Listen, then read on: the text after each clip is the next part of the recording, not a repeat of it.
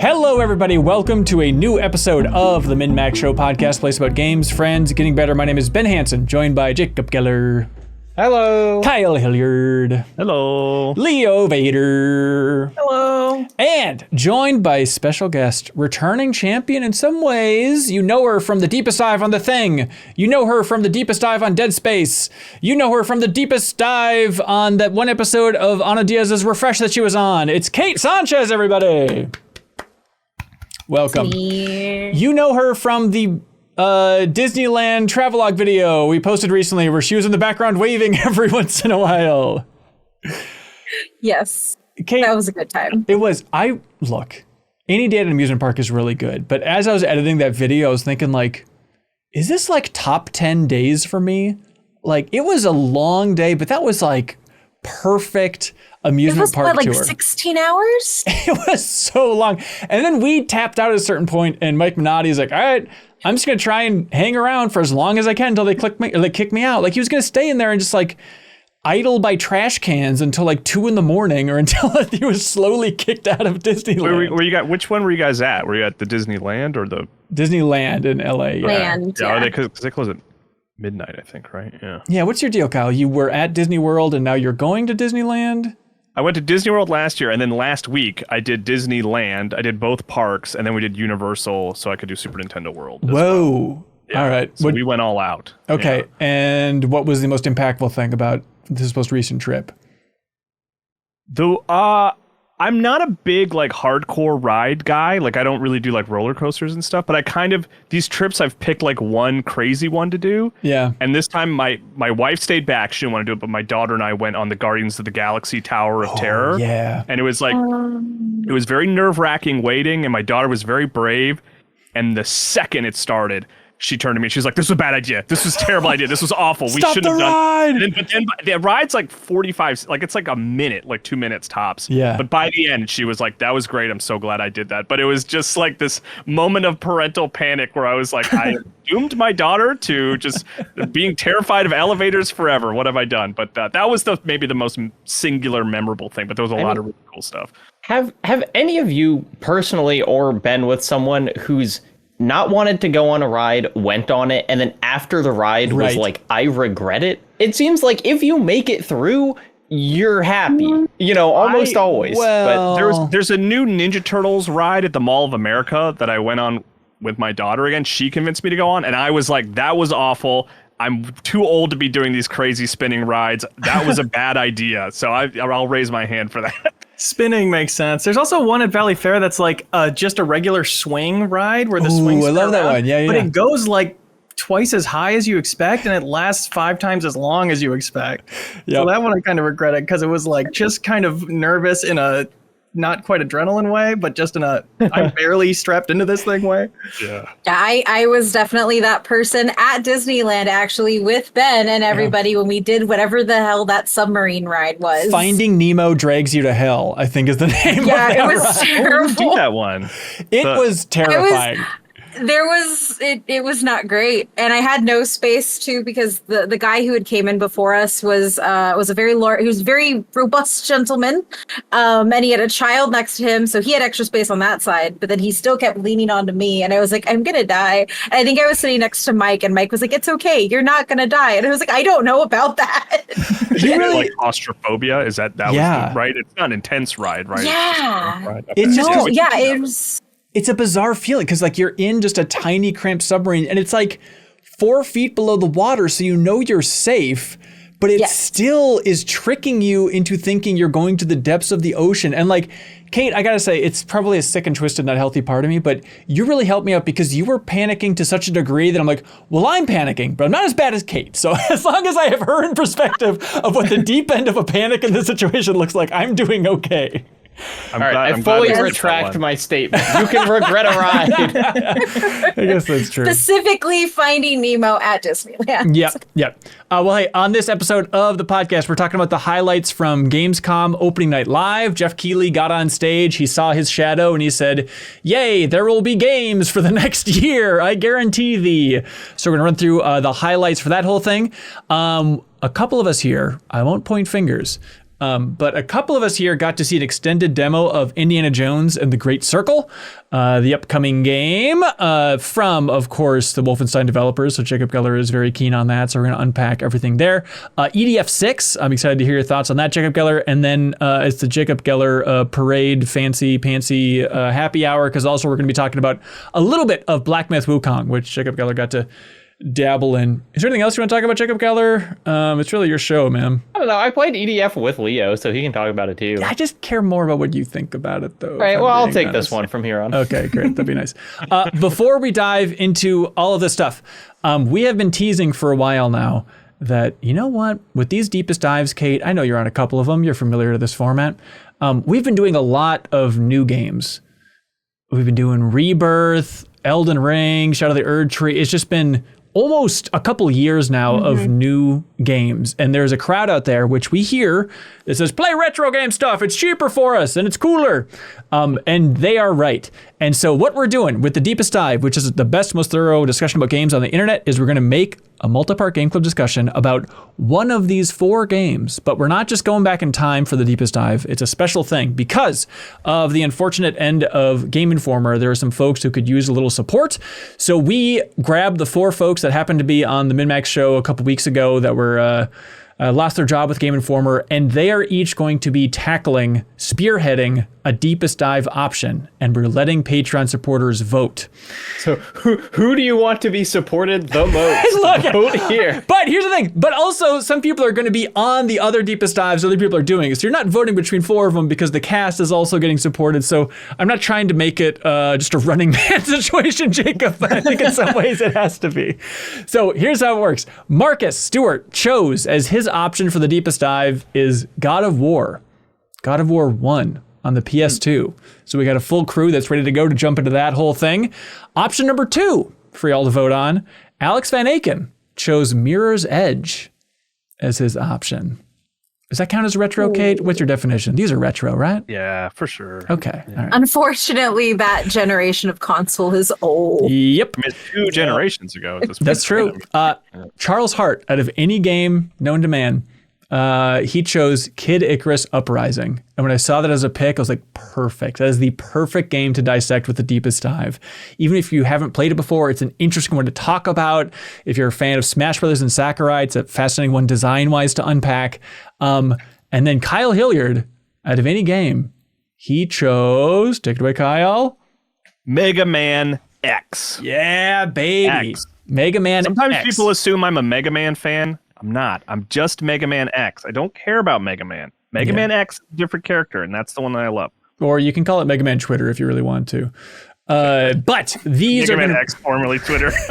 These are going to be your 4 options. So if you're a MinnMax Patreon supporter at any tier, not only are you helping support independent games media and helping support these folks getting paid for tackling these huge game club discussions, which I should point out, we will be on as well. It's going to be, we have different casts assigned to each one, but it's not just going to be former Game Informer folks, but there's going to be MinnMax folks mixed in that big pot as well. But you're supporting them. You get to vote. Lock in your vote before this Monday. And as extra incentive to jump in, if you jump in and support MinnMax at any tier on Patreon before this Monday, you get to vote on the Deepest Dive, ton of other benefits, and also we will DM you on Patreon with 2 Xbox codes as a thank you for supporting us. So 2 Xbox codes, we'll just send them to you. And also, last plug, I swear, but also if you jump up to the $10 tier on Patreon before this Monday and unlock the extended version of our Chicago travelogue, where we saw the Final Fantasy VII Rebirth concert, the extended version of the Summer Game Fest travelogue, the extended version of Leo Vader's Dome King Cabbage documentary, all that stuff. If you jump up before August 26th, we'll give you a Steam code for Cat Quest 3, the brand new game. So a lot of options if you want to jump in and support MinnMax on Patreon. We greatly appreciate it. And may the greatest, deepest dive win. Jacob, what do you think is going to win between God of War, Mirror's Edge, Kid Icarus, and Mega Man X? Gosh.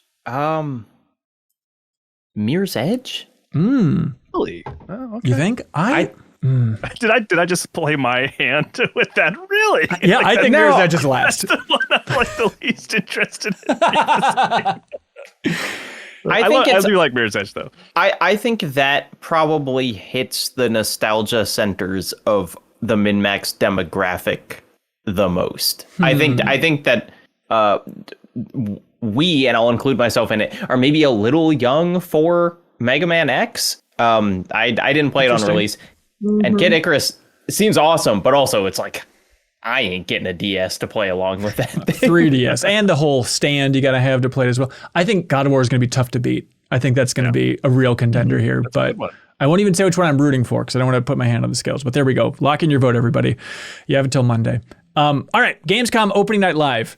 We have a reaction stream on MinnMax's YouTube channel if you want to watch it all there. But Kate, kick it off for us, please. What stood out to you the most about this whole thing?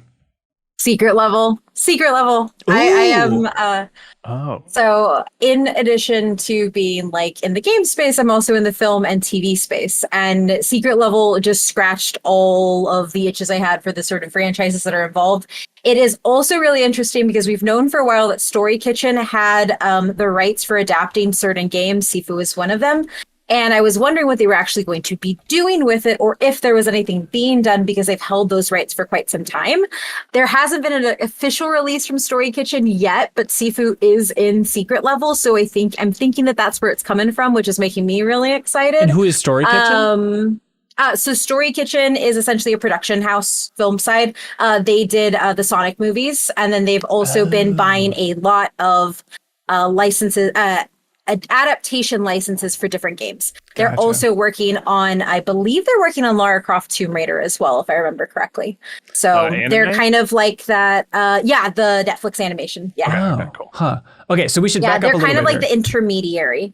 Gotcha. So the big pitch for this is an interesting reveal for the Gamescom stage, but it was awesome. So it's Tim Miller, who directed the first Deadpool. He has been huge at Blur for a long time, who did cinematics for a ton of video games. The first one that comes to mind is Shadow the Hedgehog for some reason, but just a million. Oh, the KOTOR. That's the one. It was in the time when like every big budget video game had either a trailer or an opening cinematic that was like the greatest looking CGI you had ever seen. Yeah. It's like a bunch of those. Yes, I also think of them as like, they're like big Fincher guys. Like they do a lot of the Fincher intros, right? Like they did. Yes. The girl with the dragon tattoo and stuff like that. Yeah, so that's the cool thing then is they were working on Love, Death, and Robots with David Fincher, correct me if I'm wrong in any of this, and now with Amazon, they're making a series called Secret Level, which are short CGI vignettes or stories. It's an anthology series. Thank you. Great way to put it. So basically it's Love, Death, and Robots, except instead of sci-fi stories, it's a bunch of different video game properties. And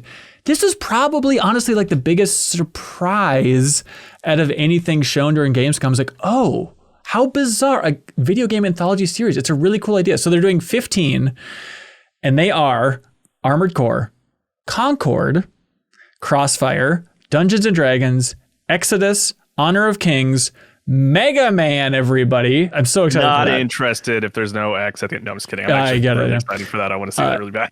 New World, which is confusing, but I guess it's an Amazon MMO, but so sure.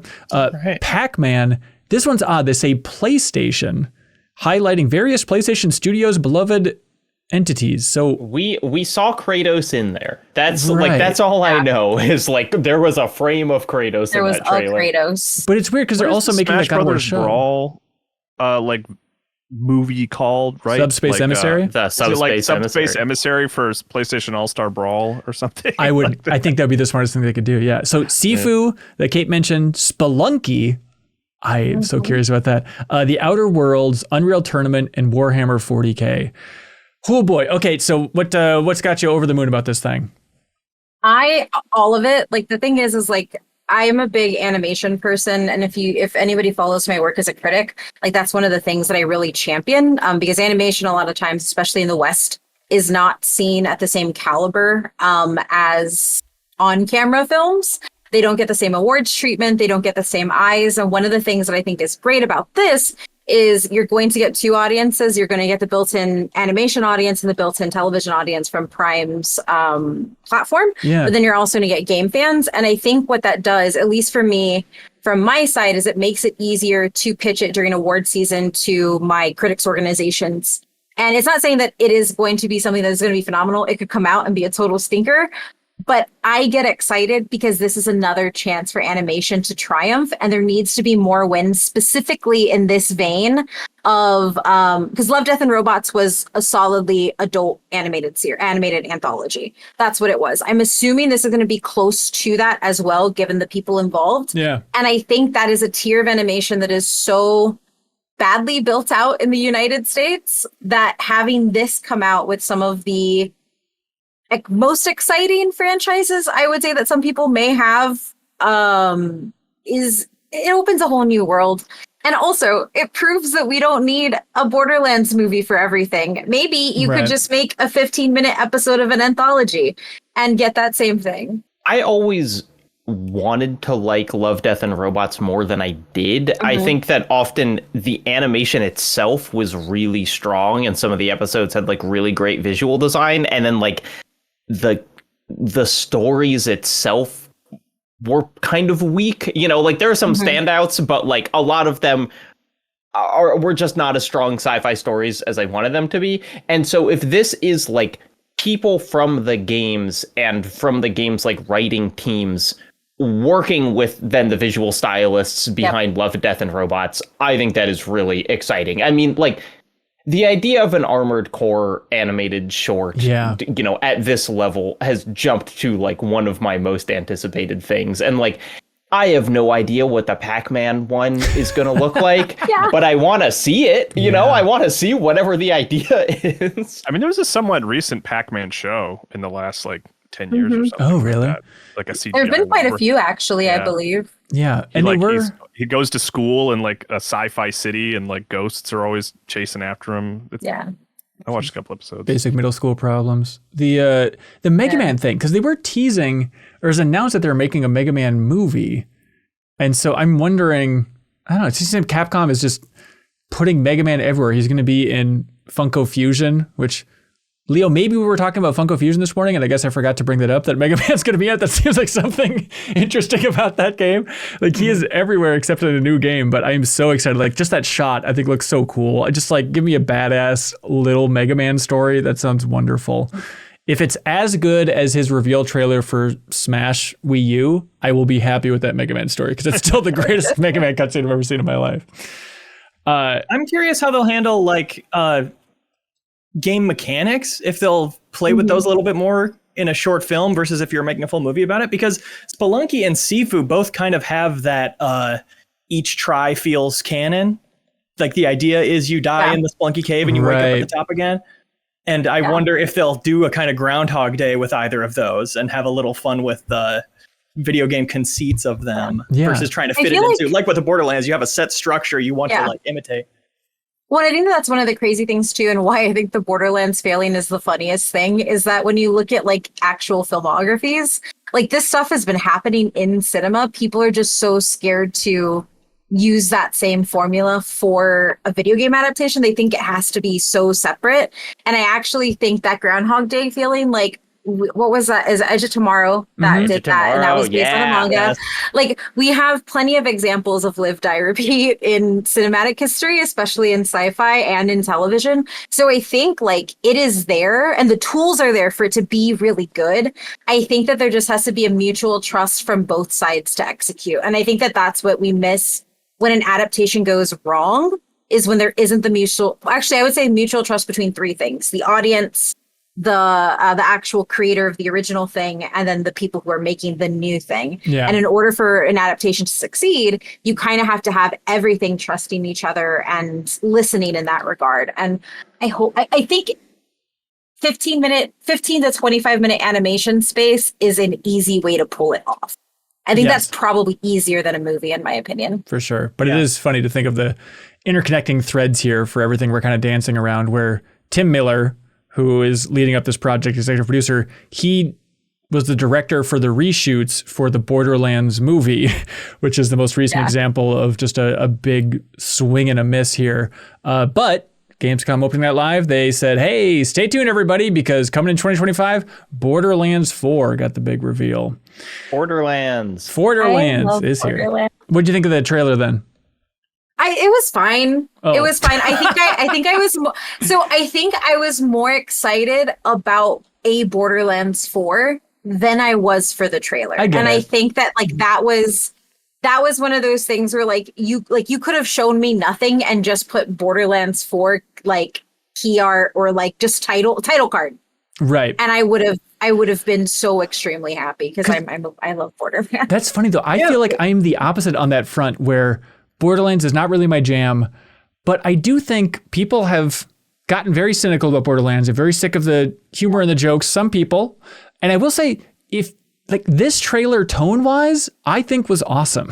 Like it's just some weird looking, cool sci-fi stuff. You get to see a moon scraping into another alien planet. Like it looks cryptic and weird. And I think instead of just, if there was just the logo on the screen, personally, I'd be like, okay, sure. But this is like, are they changing the tone for Borderlands in a way that might shake some folks back into the franchise? Right. I think in a way it may as well have been the title, but it also is like, if it did anything, if it served any purpose, it's a declaration that the tone is going to be a little different, unless it's a complete fake out for no reason. Right. Yeah, but even then, like the visual style was so noticeably different that like, again, could just be a CG trailer, but it would be weird for them to do an FMV in a style completely unlike how the game looked. So if they're kind of taking, you know, I like the Borderlands cel-shaded look, but if they're kind of like taking a jump with that and being like, we're going to do a more interesting version of that, that's also something that would get me engaged in a way that, like, I played a lot of Borderlands 1 and 2 and even the pre-sequel, and by 3 I was just like, I can't do this again. But like any change is exciting for me in that franchise. Yeah. Man, I feel like a sicko here. No, sicko's welcome, please. Every podcast needs one.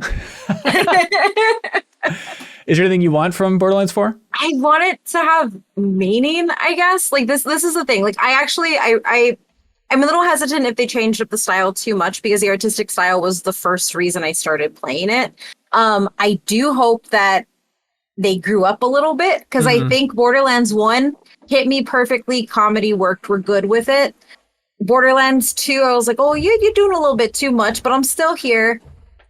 Borderlands 3 was too much consistently and not enough depth or mechanics or story to like make you care. Right. Finished it, have way too many hours in it. But I think if they kind of learned from the past, they have everything they need to make a new one and to make it better and to widen their audience while still understanding what the core audience would be coming back to the game.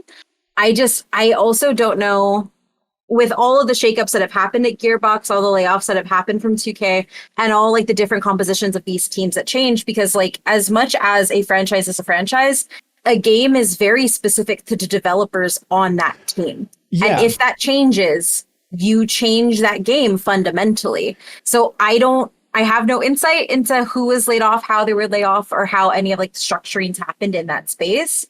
But that is my only concern with announcing this now after everything, trying to understand if there is going to be a even longer development cycle. Because right now it says like sometime in 2025. Yep. And that is kind of hard to believe with the amount of changes that have happened at Gearbox. I mean, it's been, 5 years since Borderlands 3, which is wild to think about. And not only the developers, shifting around and being laid off and people leaving, people coming out of the project, but also, the publisher situation, right? Because it was an Embracer studio, and then Embracer sold it to 2K, or 2K picked it up is a better way to put it. And so the publisher's also been shifting around in a big way. But from the teaser trailer, so what we know is, spoilers for the end of Borderlands 3, what was happening there apparently is Lilith teleported the moon of Pandora, which of course is called Elpis. I barely needed to look it up once. And so that is the moon being teleported to a different region in space and colliding with a new planet. And from the text on the site, it looks like that the game is going to take place on that new planet then, where you're a vault hunter trying to explore this new territory. So like just a radical shift of like, we're teleporting to unknown space. That is a good opportunity for them to change the design, change the sensibility. It's a cool premise and a cool image to see a moon colliding with a new planet here. I know that when I was at Gearbox for the Battleborn cover story for Game Informer, rest in peace, both Battleborn and Game Informer, I remember Randy Pitchford was talking about, we did a video talking about like, why are you making Battleborn and not Borderlands 3? And I remember his pitch was, he's like, well, developers want to do it and 2K has to keep us happy. It's like, okay, that's fair. And then also he said that, like, we know what Borderlands 3 is going to be, and it's so big that it scares us. And so I don't think we can handle it quite yet.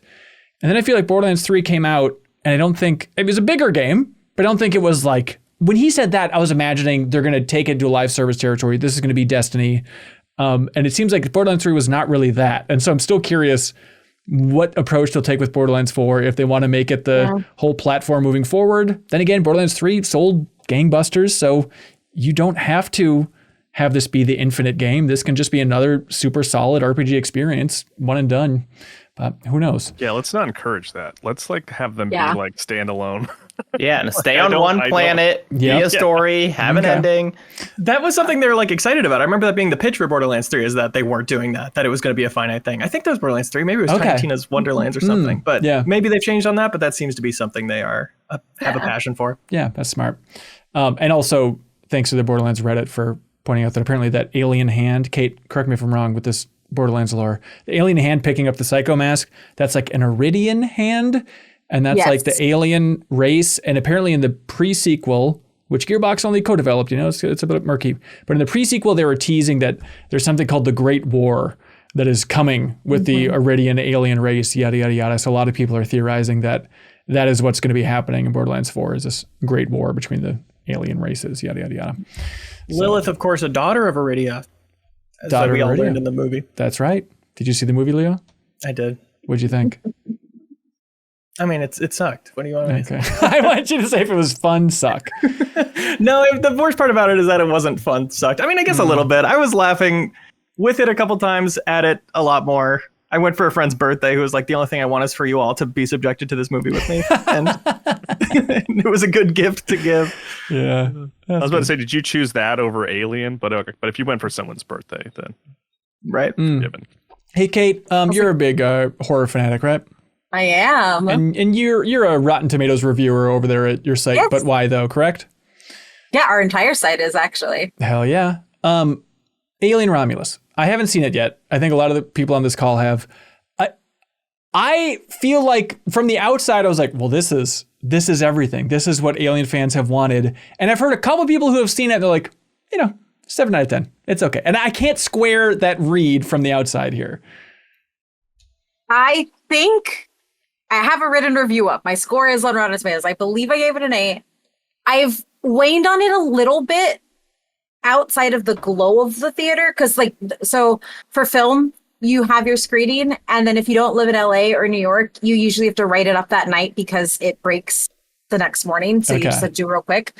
But that being said, that is one of the few films where I would willingly pay to see it again and actually advocate for people to see it in IMAX. Ooh, okay. That is something very specific because I think that I, as much as I'm a film critic, I am not a purist when it comes to cinema. I just want people to watch movies, so you should watch them however you want to. However, I would encourage you to go watch Alien Romulus in IMAX. I think it pays a lot of homage to the past. Some ways are over the head, but some ways I think are smarter. Okay. And I think it defines itself in a different way.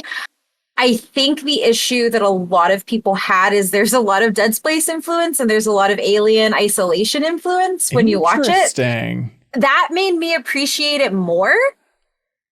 Some people thought it was too gimmicky. Yeah, I loved it. I mean, Kyle and I are planning on talking about it soon. I think the movie does one catastrophically bad decision. I bet I know exactly what you're talking about, Jacob. Yeah. Colors the rest of it, where it's like when you talk about it, I'm like, I really liked it, except for this thing, which took it down like 1.5 stars for me. I really liked it a lot. Like it's exactly what I wanted right now, and it was I had a blast. Like I'm almost like I kind of want to see it again. Like that's how much I liked it. Yeah. And I'm always like. I love the original Alien, right? Like if there's like two camps, right? You're either Alien or Aliens. I love them both, but I'm more in the Alien one camp. I'm the same. I'm the exact same. Leo's an Alien versus Predator Requiem man, but to each their own. You can't judge. I'm an Alien versus Predator versus Freddy versus Jason. Kyle, what's out to you most at Gamescom? What trailer had you popping those peepers?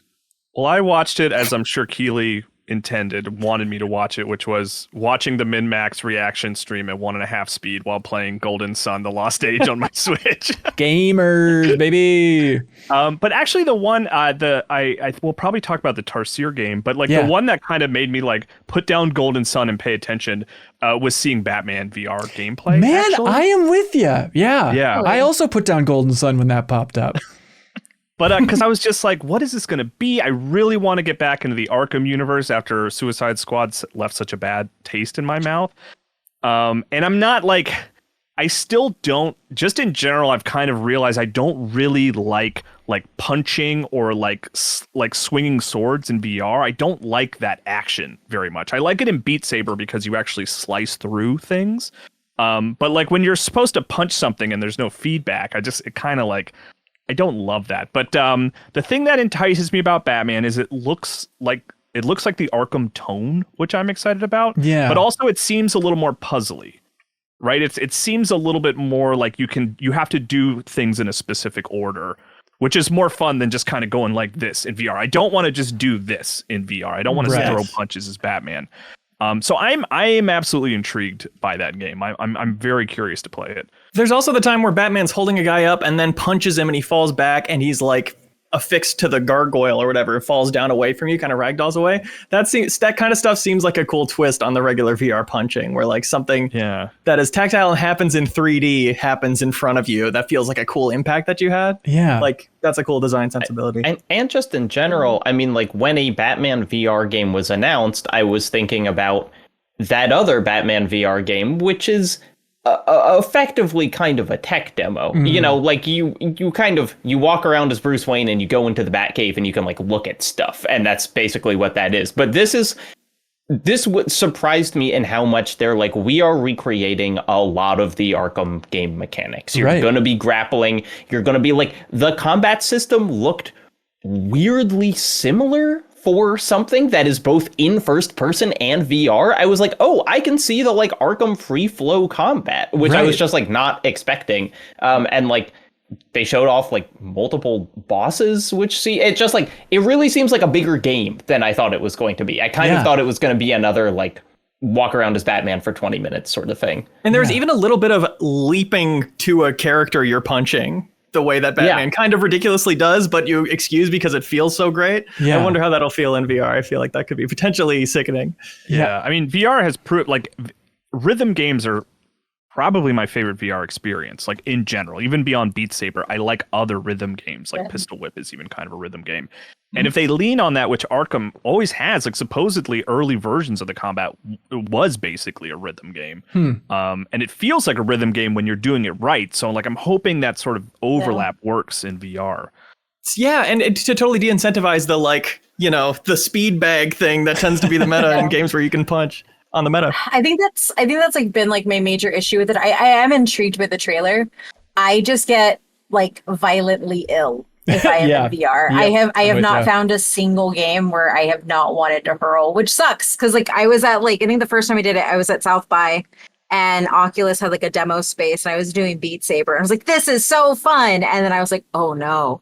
So I am envious because this actually looks like a thought out VR game, like a full-fledged game versus just bits and pieces here and there put together. I'm with you. I am strangely bullish on this game. Even when it was first revealed and everyone's like, boo, VR. It's like, man, it's probably just because I have a MetaQuest 3 and I'm like, I want big experiences. And I know what you're saying out there.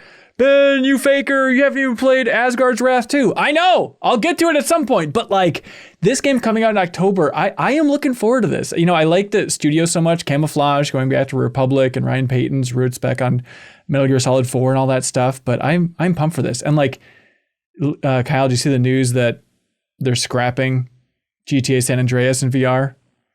Oh, is that really? Yeah, oh, I didn't not see that. Yeah, I was really curious how they're going to pull it off. So I guess this is like the next big VR experiences that we got here. Yeah. I talked to, you know, I guess a year or two ago now with Oculus or Meta, excuse me, about like coverage for Game Informer. And I was like, I would love to talk to you guys about San Andreas. And even then they were very much like, yeah, I can't even whisper the word GTA. Like there's nothing I can give you on that whatsoever, which made me nervous. But it's a weird thing to want, but after Resident Evil 4, I really want more like remakes in VR. Like I really want games that I'm familiar with in VR. That was like a fantastic experience to walk through Resident Evil 4. Yeah. And I would love that for like Metal Gear Solid is my pie in the sky VR game. I would love to walk through Shadow Moses in VR, you know? VR missions. Simpsons Hit and Run. Yep, of course, the natural conclusion. Yep. Virtual Bart. It's right there. Right. Kyle, you mentioned it. The game with the best name of this entire showcase was from Tarsier Studios, who made Little Nightmares 1 and 2, and it's Reanimal. Which I Googled, and it was definitely like I had to click the little. No, I mean Reanimal, not Reanimate. Please give me Reanimal. Yeah. What did you think as a huge Little Nightmares fan of this trailer? It looks. I mean, that's like my number one probably from the whole show. Like Batman is the one I'm most like rubbing my chin about, but in terms of like let me play that now, Reanimal looks amazing. It looks darker than any of the Little Nightmares stuff. Like Little Nightmares does a good job of being kind of childish. Feels like a negative term, but like I kind of like the childish nature of it's whimsical. Nightmares. It's like I played 2 with my kid and we had a great time because it's like it's dark but scary in a fun way. This looks just fully scary. But my question, which I'm sure everyone has, is like, why isn't this Little Nightmares 3? Or like what's the lore? Like is it just they just make a totally new universe or something? Yeah, the fact that you're still playing as like tiny children hiding behind like big versions of everyday life things. I was like, the animal stuff is largely new, but I was like, this is not changing the aesthetic as much as I assumed they would if they were just starting a new IP. Yeah, I wonder, it's like, because Little Nightmares with Bandai Namco, and then the studio is now owned by Embracer, and so it's so weird to see like, oh, this is a THQ Nordic game, everybody. And so I don't know if it's just THQ saying, we want Little Nightmares. Make us one of those. It's like a Demon Souls, Dark Souls situation. Oh, interesting. Yeah, I wonder if it is. That's an interesting comparison. Yeah. But it looks awesome. Looks moody as hell. Just like even stuff there's like where clearly the camera is like really far away and you're just seeing these like little people, like the characters walking along this dark beach from distance, like I love that. I love it because it looks like something Guillermo del Toro like has dreams about, like the glimpses of the creatures that we got to see. And I'm a sucker for creature work. Yeah. Yeah, the animation looked so like towards the end of it. There's a shot where there's like a big lamb creature that's like climbing between buildings and it's like pushing the buildings over. And it is kind of a, we always go back to this, but it was like a Playdead level like of polish, where I was just like, oh my gosh, look at how like well they have put that thing in the environment. It was really, really exciting. Yeah. Very curious about this thing. It was kind of a horror themed show in a lot of ways. So right up your alley, Kate. Like even opposite end of the spectrum. But in the beginning, a game that really got me more than I thought is Begone Beast. It was in the pre-show with Kyle Bossman there, but it's like a top-down co-op horror game. When it started out, I was like, okay, what is this cutesy Five Nights at Freddy's nonsense? But then like seeing that camera perspective, it's like, it got me because it reminded me of Super Crazy Rhythm Castle, the game that Konami made, which is that top-down co-op music platformer that I think is super fun and underrated. And so just like a horror take on top-down 1 to 4 player co-op was getting me on board. And then on top of that, having a lot of hands in the trailer, a lot of good Elden Ring finger stuff with these monsters crawling around. But it's like, it kind of almost reminded me of like Luigi's Mansion 2 multiplayer. Like, oh, there's something in here. I like that perspective for horror, for a certain, more family-friendly take on the whole thing. So I was excited about Begone Beast. But yeah, there's like gameplay of you just pointing flashlights before you're doing like the hack and slashy combat, and you wonder if there's phases where you're just exploring and getting jump scared and stuff with your friends, which sounds fun. Yeah, for sure. Leo, you got one that stood out to you in a big way? Yeah, I think this was the One More Thing, right? Mafia: The Old Country. Ooh, yeah, great call. I'm pretty stoked on this. I really liked Mafia 3, which was in a 60s New Orleans type place. And another really cool, unusual setting like that for an open world crime game sounds really fun. This is an early 1900s Sicily, I believe. Yeah. it's a really cool premise. Like, where could they possibly go with the Mafia franchise? Modern age, it seems okay, but I think it's really smart to let's just have it be like that section even in Godfather, going back to Italy. Like, I think there's a weird level of nostalgia for that. I think culturally it's just a lot to sink your teeth into. I think it'd be cool. Totally. And it's kind of on the far side of Dune is this big brand that's trying to get bigger. And it's like this desert world that doesn't look super fun to necessarily live in.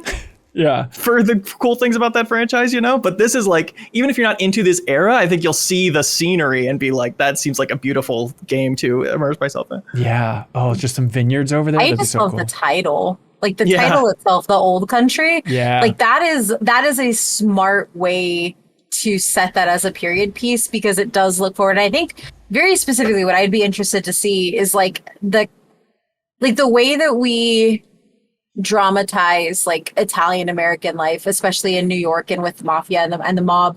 It would be really interesting to see what perspectives people have on a game that's going back to before we're kind of in this Italian American nexus of culture and people. What does that look like when you do go to the old country?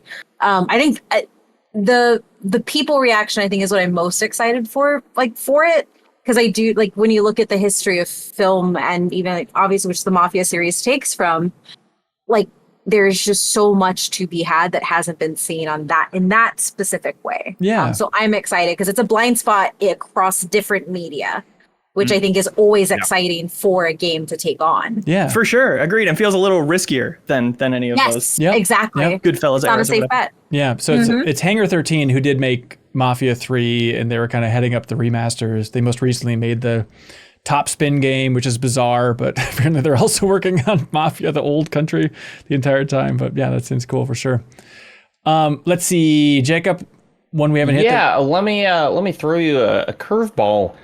Inzoi. Ooh, the new Sims-esque game. Yeah. That was bizarre looking, but yeah. It really was. I mean, and that's kind of why I'm bringing it up, is there's that meme of Nintendo hire this man when someone makes it's Mario 64, but in Unreal 5. And it's just a terrible art style, but it has ray tracing. And so we're you can see the stitching on his overalls. And that makes that's right. better. Yeah. And Inzoi kind of looks like a Nintendo hire this man of The Sims. But I am really curious about that concept because what was interesting about the trailer is that they still had them doing very cartoonishly sim things, but the characters are really striking looking and the animations are very good. And so then when their kitchen sets on fire and they're jumping and waving a fire extinguisher around, it is this very kind of uncanny mix of elements. But really, I'm just I'm interested in other places doing The Sims.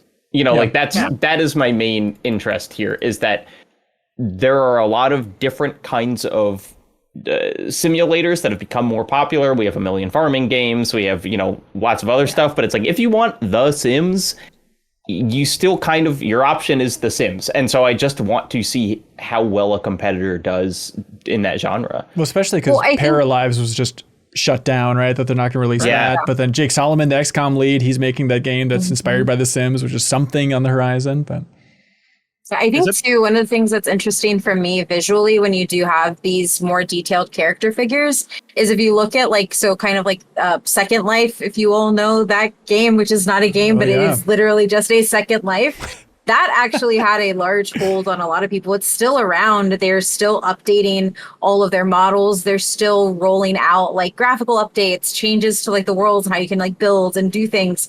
And I think what is interesting is when I saw the character models for Inzoi, I mean, they kind of hit that standard, what you expect from Korean developers. But at the same time, you end up in a situation where I was actually thinking about a lot of the way that the models went in Second Life. And I'm wondering if, because The Sims has always been kind of separate from that, I do think there's kind of a general demographic that both of those things tap into insofar as a player base and who has kind of funded both of those franchises. And I feel like this is kind of like the most overt linking between two things, right? Like I think in popular consciousness, there's a negative connotation to people who play Second Life, but there's not a negative connotation specifically to people who play The Sims. And I feel like this is almost like, and obviously I'm projecting onto here, it feels like it's like the two meeting. And I think that that's going to be really interesting from that perspective. Yeah. Also, I may have or may have not been in an art. When I was an academic, I wrote on Second Life and like how people used it to like when they were if they were disabled as a way to get out in the world and like live and like that type of stuff. It's in Care Management Journal. I think it's like 2013.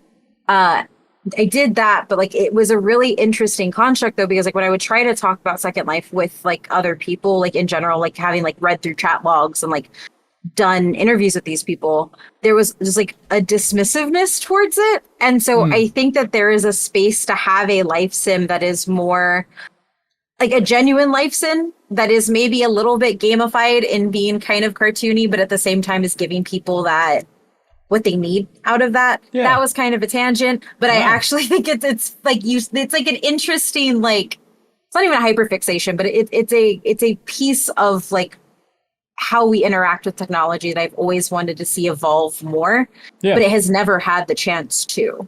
Yeah. So for sure. Yeah.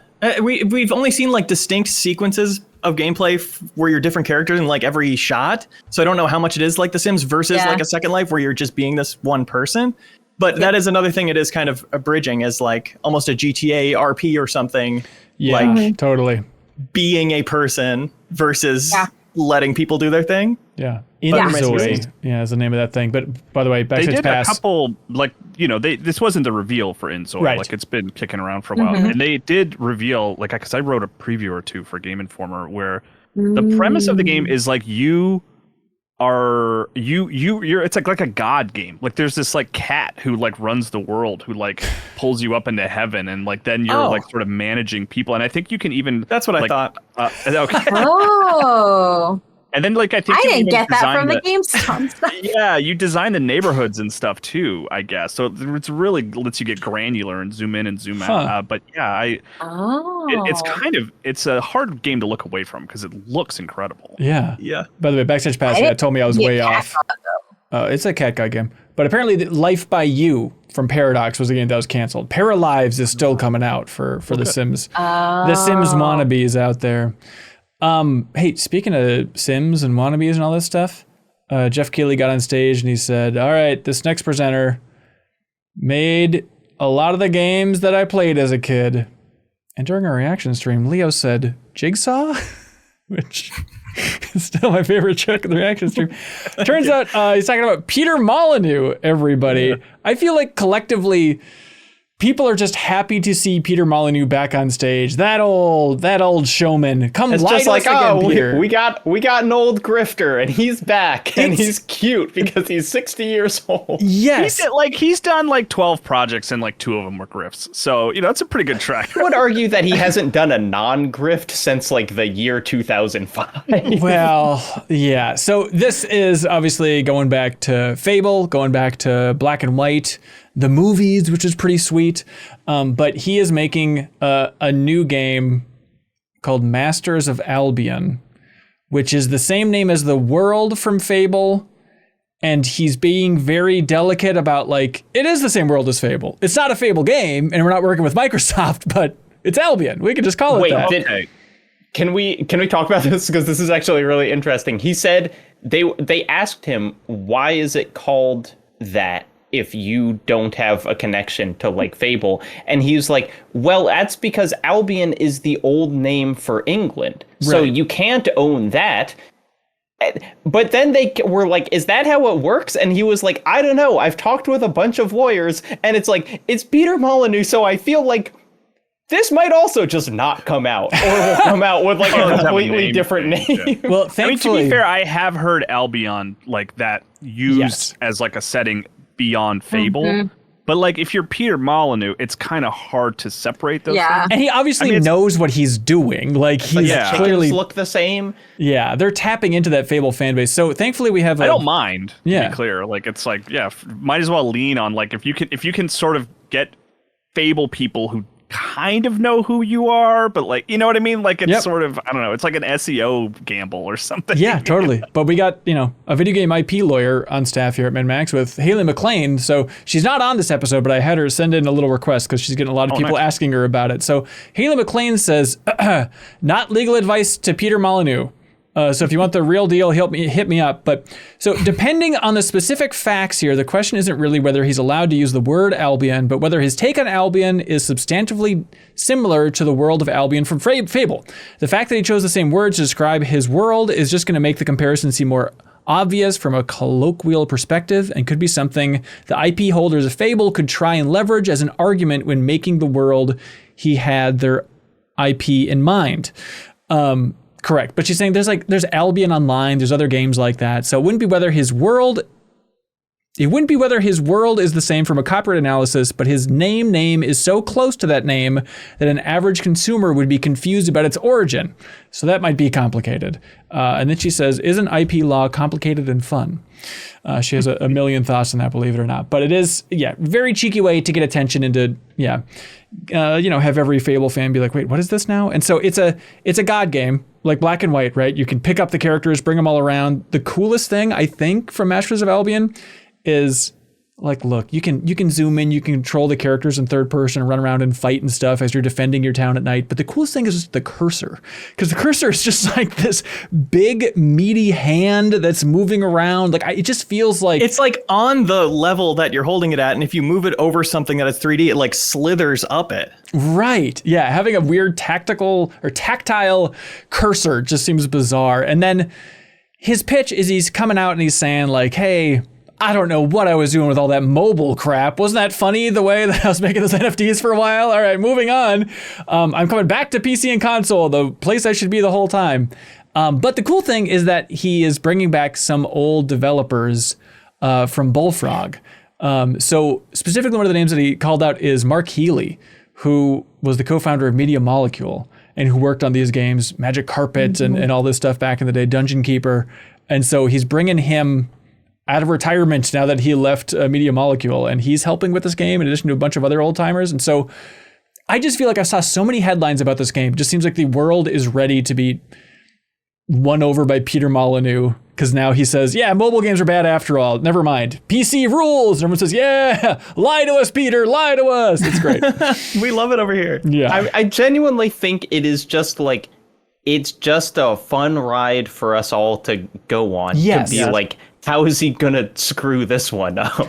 Like I don't mean to be too mean about it, but like I don't think if we saw that game and it had any other name attached to it, we would be like, this looks really interesting. I think the fun thing is like this funny old grifter guy is here and doing more stuff. He's a very sweet guy. I was interested in the building the weapons and the foods out of anything. They made a little baguette sword and swung it. Yeah. But it is funny, knowing this guy has such a history of many things, including overpromising and under-delivering. And this looks like realistically bad, but also controlling the character, going into the combat, doing the same swing over and over again. It almost looked like it was even propped up and faked to look this bad, to get up to looking this bad. Wait, what? That's a take. You know what I mean? Like it still didn't look real, even if it was trying to look more like grounded and possible. Yeah. I think it's just funny because it's like, I know it was a long time ago now, but like, it doesn't feel like that long ago that he was coming out being like, you know what? I'm going back to my roots. I'm making another whole God game. It's called Goddess, everybody. And then it kind of sort of came out, and Brian Henderson, who got to the inside of Curiosity Cube, he kind of got screwed over by that whole process, even though his grand prize was to share in the profits from Goddess. And so I just feel like it's been a giant journey with 22 Cans, his new studio. And then for him now in 2024 to be like, I'm making a God game, and everyone to forget that like, he just did this whole pitch not that long ago, but you know what? It's a good headline, so sure. Peter Molyneux, everybody. Masters of Albion is the name of that thing. I'm just going to keep got the meaty hand. But Okay. that's my only contribution. The hand was a lot. It's a good hand. It's a great hand. Speaking of great hand, Kyle, I've got one right here. And it's not even here. It's in my brain. But my math is a little bit off because do you remember when we did our Summer Game Fest predictions episode? And I said, you know what I'm predicting? Out of the blue, I'm predicting that Steven Spielberg's kid, Max Spielberg, is going to come on stage and announce their new game from Fuzzybot Studio. And everyone said that's... And now you look like a total idiot because you were one show off. I know. I'm not going to get any credit for it. It was fun watching your reaction to that because you're like, Max Spielberg, I called it. Yeah, I made the Max Spielberg call. But yeah, so Max Spielberg, son of one Steven Spielbergo, he came out and talked about the new game, which is called Lynked, Banner of the Spark. And it's a co-op brawler where you're getting scrap and then building up a town with that scrap. Kind of some rogue elements in there as well. I think the game looks fine, very colorful, but you know what? I'm enough of a Spielberg fan where I'm a fan of the idea of his son getting on stage and giving a speech about his new studio and all this stuff. Like in the Spielberg You're excited canon. to know that there's a game coming out where someone who's working on it can text Steven Spielberg questions. Yeah, right? I am. Why Yeah. don't you do this in boom blocks? Oh, I wish it was a crossover. But yeah, I actually interviewed Max Spielberg on the Assassin's Creed Unity trip because he was a lead designer on Assassin's Creed Unity. Oh, wow. And he was talking about like his history in games and, you know, like he spent so much of his youth in the DreamWorks interactive office back when they were making Lost World on PlayStation and Medal of Honor and that entire era and stuff. And so he's been into games his entire life. And then he had great roles on some big franchises over at Ubisoft and stuff. So it's cool to see him spin out and make this game that's going into early access October 22nd. I'm rooting for it. I'm curious how Lynked banner. Kyle, this one's the Banner of the Spark. Did you catch that?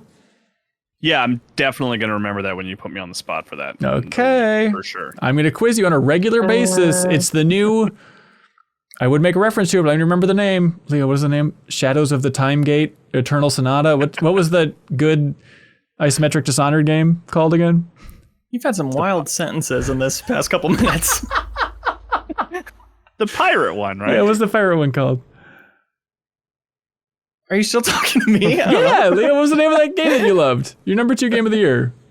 That one. Yeah. Like Dishonored. I thought you meant a real Dishonored game. It was called, of course, Shadow Gambit: The Cursed Crew. Shadow Gambit: The Cursed Crew. All right, thank you.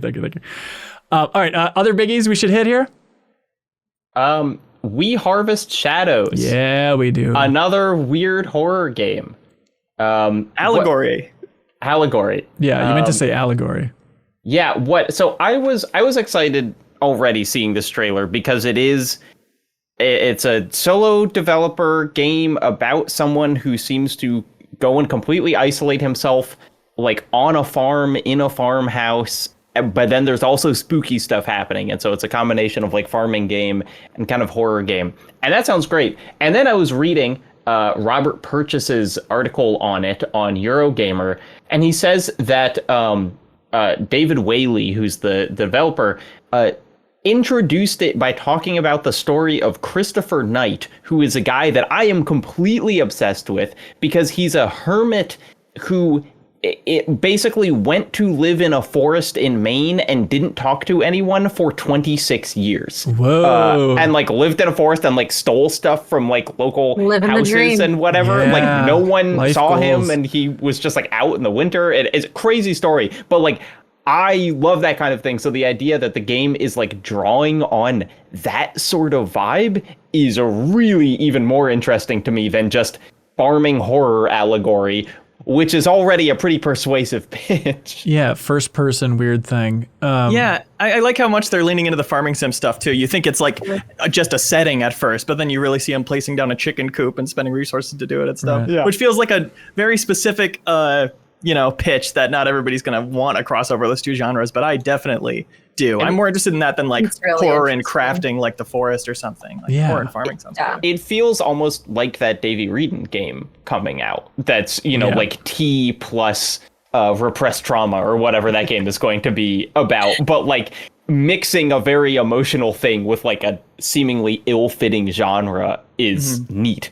It feels like the final boss for this horror game could just be encountering one other human being. It's like, howdy there, how's your day going? Yeah.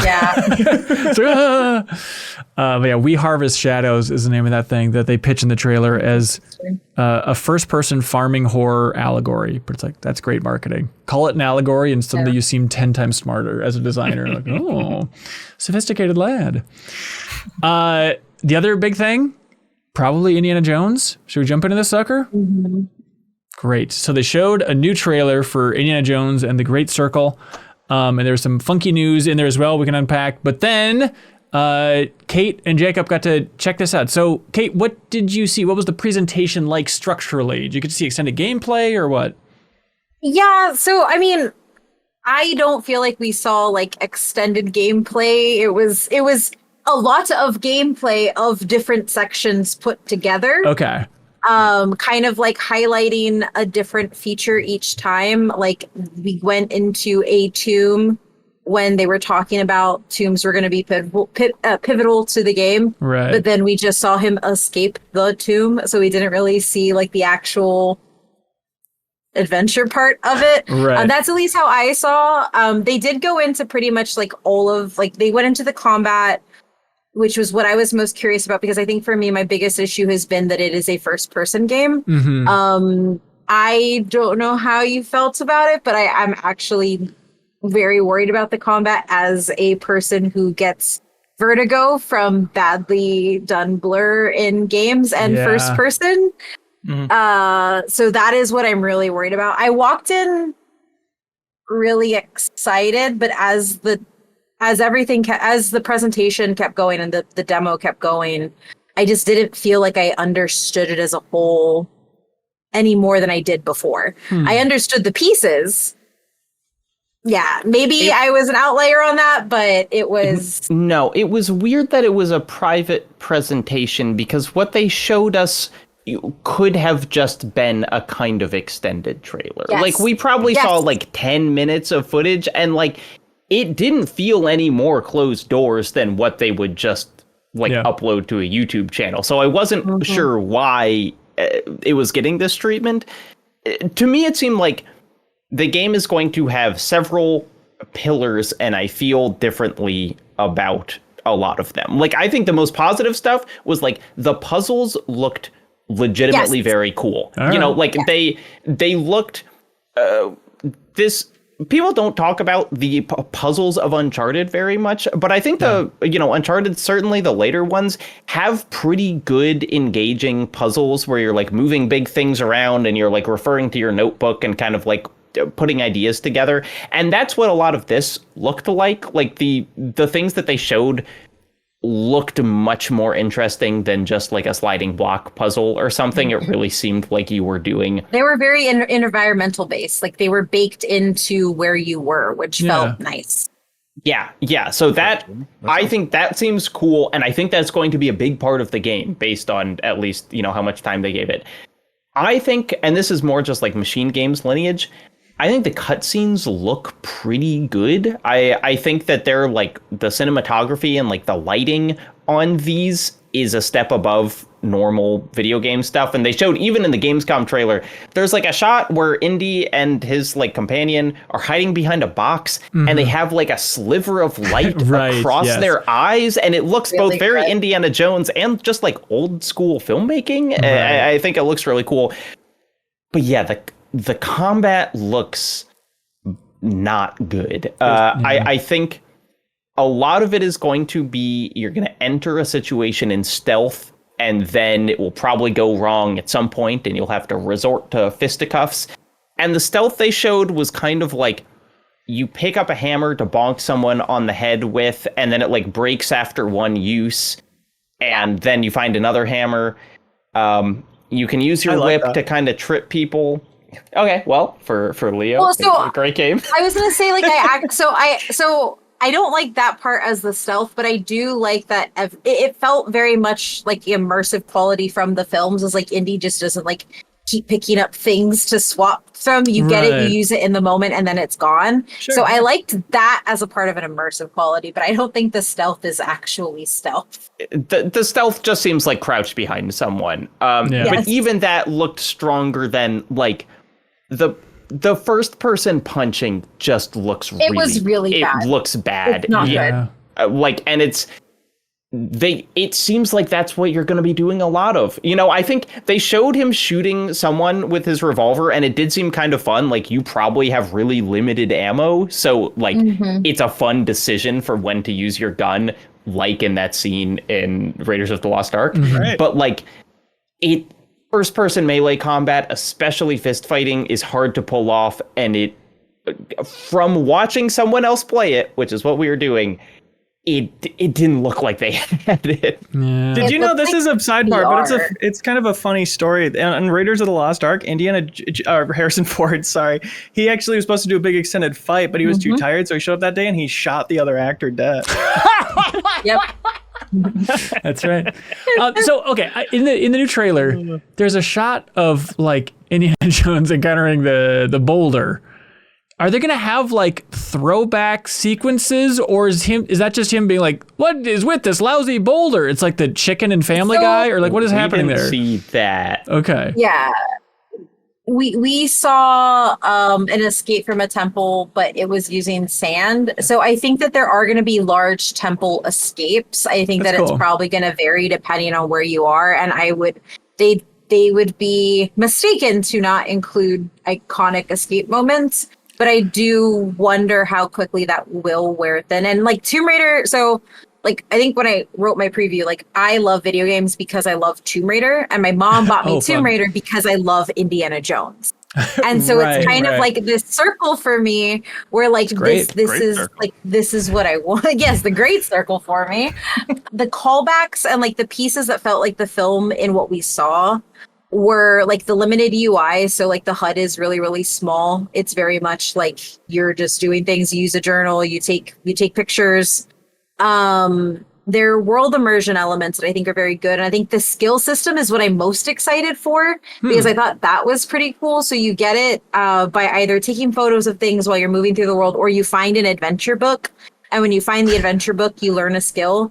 And there's one, and I'm pretty sure this is why they showed it, because that was the only time I was really excited while watching the demo, called True Grit, where in a fatal blow you fall, your hat falls off. And if you can get your hat back, you rally in a second wind. And I'm like, that, like, okay, oh my God. It's like you're on the ground crawling towards your hat. And if you get it, you get up. It's great. And so like that was where I was like, oh my God, it's doing it for me. And I think that there is enough understanding of the property and little elements that make up Indiana Jones that I think it can do something, but that combat is going to be really hard to overcome. Yeah, I can already tell I'm going to like the combat because nobody else likes it. But in general, it's like it'd be a shame to mess that up with those iconic like punch cracks. How good that would feel with those sound effects if they got that right. Yeah.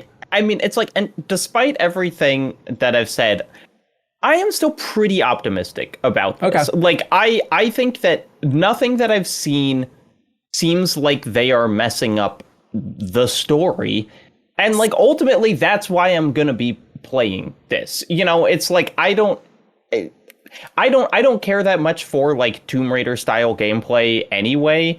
And so it's just like, I want another Machine Games single player story, which is something that they're really good at. And like, this doesn't seem like it's not that, like I'll get used to the Troy Baker impression, which I think is okay. And then it'll be, like they showed him like taking a picture of the Sphinx, and I was like, that looks awesome. I want to go there and take a picture of the Sphinx. Yeah, that's cool. Yeah. I'm apprehensive about the combat, but I not on the single player narrative piece, but mine is like they needed to get Indy right. And I do think they did, and I or at least from what we've seen, and I do think they paid enough attention to the small pieces that make up the whole of the character. I am excited, but nothing has made me super all in. Yep. But I'm not down on it, if that makes sense. Yeah, it has become kind of culturally a real litmus test in the industry here. So they announced that December 9th, 2024, this thing is coming to PC and Xbox. And then they said, wait for it. Big exciting news, everybody. It's coming to PS5 as well. And the thing that everyone was outraged about it maybe being exclusive, now the internet's outraged about it not being an exclusive. So it's just the weird flip. So it's spring of 2025. It's coming to the PS5. And a lot of Xbox fans are apparently up in arms about the idea of this no longer being the holy grail exclusive they were hoping for. Xbox fans' faces melting off as we speak. Right. It is, and Phil Spencer's gotten out there and done some interviews of just saying like, hey, we said those 4 games we're bringing in the past. I was just kind of testing the waters here, and game industry is weird. We're doing everything we can, but Xbox has never been stronger. But also, it turns out we should probably sell this game on PS5 as well. I don't know. I understand some of the frustration from Xbox fans just on that front of like, what is the logic? It'd be nice to know when these games are going to be exclusive and when they're not. And at this point, it seems like, yeah, they're probably. I bet Halo's coming to PS5 within a couple of years. Like at this point, it just feels like everything's out the window, game on, which is a new industry, but one we can adapt to. I don't think they're allowed to be mad, personally. Oh, interesting. Really? I can't think of any case where it wouldn't be better for a game to come out on everything. Yes, I was going to say, I have very strong feelings about this. I hate exclusives. It's not for the consumer. It's for companies, and it's for you to pay $600 to play one game. It's not good. It's the reason why PlayStation. That someone else gets to play something. Who cares? But that being said, though, like PlayStation fans have been doing this forever. Like the moment things started coming onto PC, like it was. I think I reviewed Days Gone, and I got inundated harassment for even playing it on PC or being like, "Oh, cool, we're getting stuff." But like that, but that's what happens because people are so, instead of thinking what is better to get people to play more games, they're thinking what is better to make my console win. And it's like, we have not been in that war. There's not, like, that console war has long been dead and gone, I think, anyway. And at least when you hear the companies talk about each other, they're not really considering that as much either, because there is a big issue with how much it costs to make games. You cannot recoup that money on single player or on exclusives. That is harder now. That is extremely harder. It's why Square is even changing their practices around it. Right. And ultimately, like the fact, like I like the idea that if I play a game, I don't have to question like what do you call it? Where all my friends are playing it. Like crossplay becoming a thing has been huge, and I think that like it's just the natural way where we're going as an industry, both from a price sensitive piece, but also in a, like, you want everybody to be engaged. I don't know. It's a stupid thing to be like, I want my toy. You can't have my toy. Obviously, like, absolutely. No. Totally with you. And people being ridiculously outraged online. It's like, it's okay. Everyone can breathe a little bit. At the same time, I do understand, there is this sliver case where it's like, yeah, I get that would be frustrating. If you are looking to enter this gaming generation, I have to choose Xbox or PlayStation. Which one do I buy? And then you say, well, PlayStation, a lot of great exclusives, but maybe there's somebody out there that's like, I'm a huge Indiana Jones fan and I want to lean PlayStation, but like, I want to play this new game. I guess I'll get the Xbox and be like, oh, I could have had the PlayStation the whole time. Like in that situation, it's like, I get why that's a frustrating piece, but I think that's such a sliver. The late game change. Sure. Yeah, because I was going to say like there are two ways, because like the way I took it though is like, if we did not get this announcement until after it released, then I would be mad that I bought something, because if I'm only buying it for Indiana Jones, then I'm not going to buy my console until Indiana Jones is going to be coming out, which right now is December. Yeah. So I don't disagree with that. I just think that like we did not get it as late as it could have been. Because we have seen it a lot where people have released the game and then said it was coming to something else. And then you end up in that exact situation where it's like, oh, well, I just dumped $600 down the drain when I could have just kept what I had. Yeah, for sure. Very true. And I think people like, I don't know. I would encourage them to find their principles on it a little bit and be like, if you're an Xbox fan and you're all in on the Xbox ecosystem, be excited that your company is doing the nicer thing that's better for everyone. Like, take some solace in that. That could be your point in the console war if you still want to be a part of it. Yeah.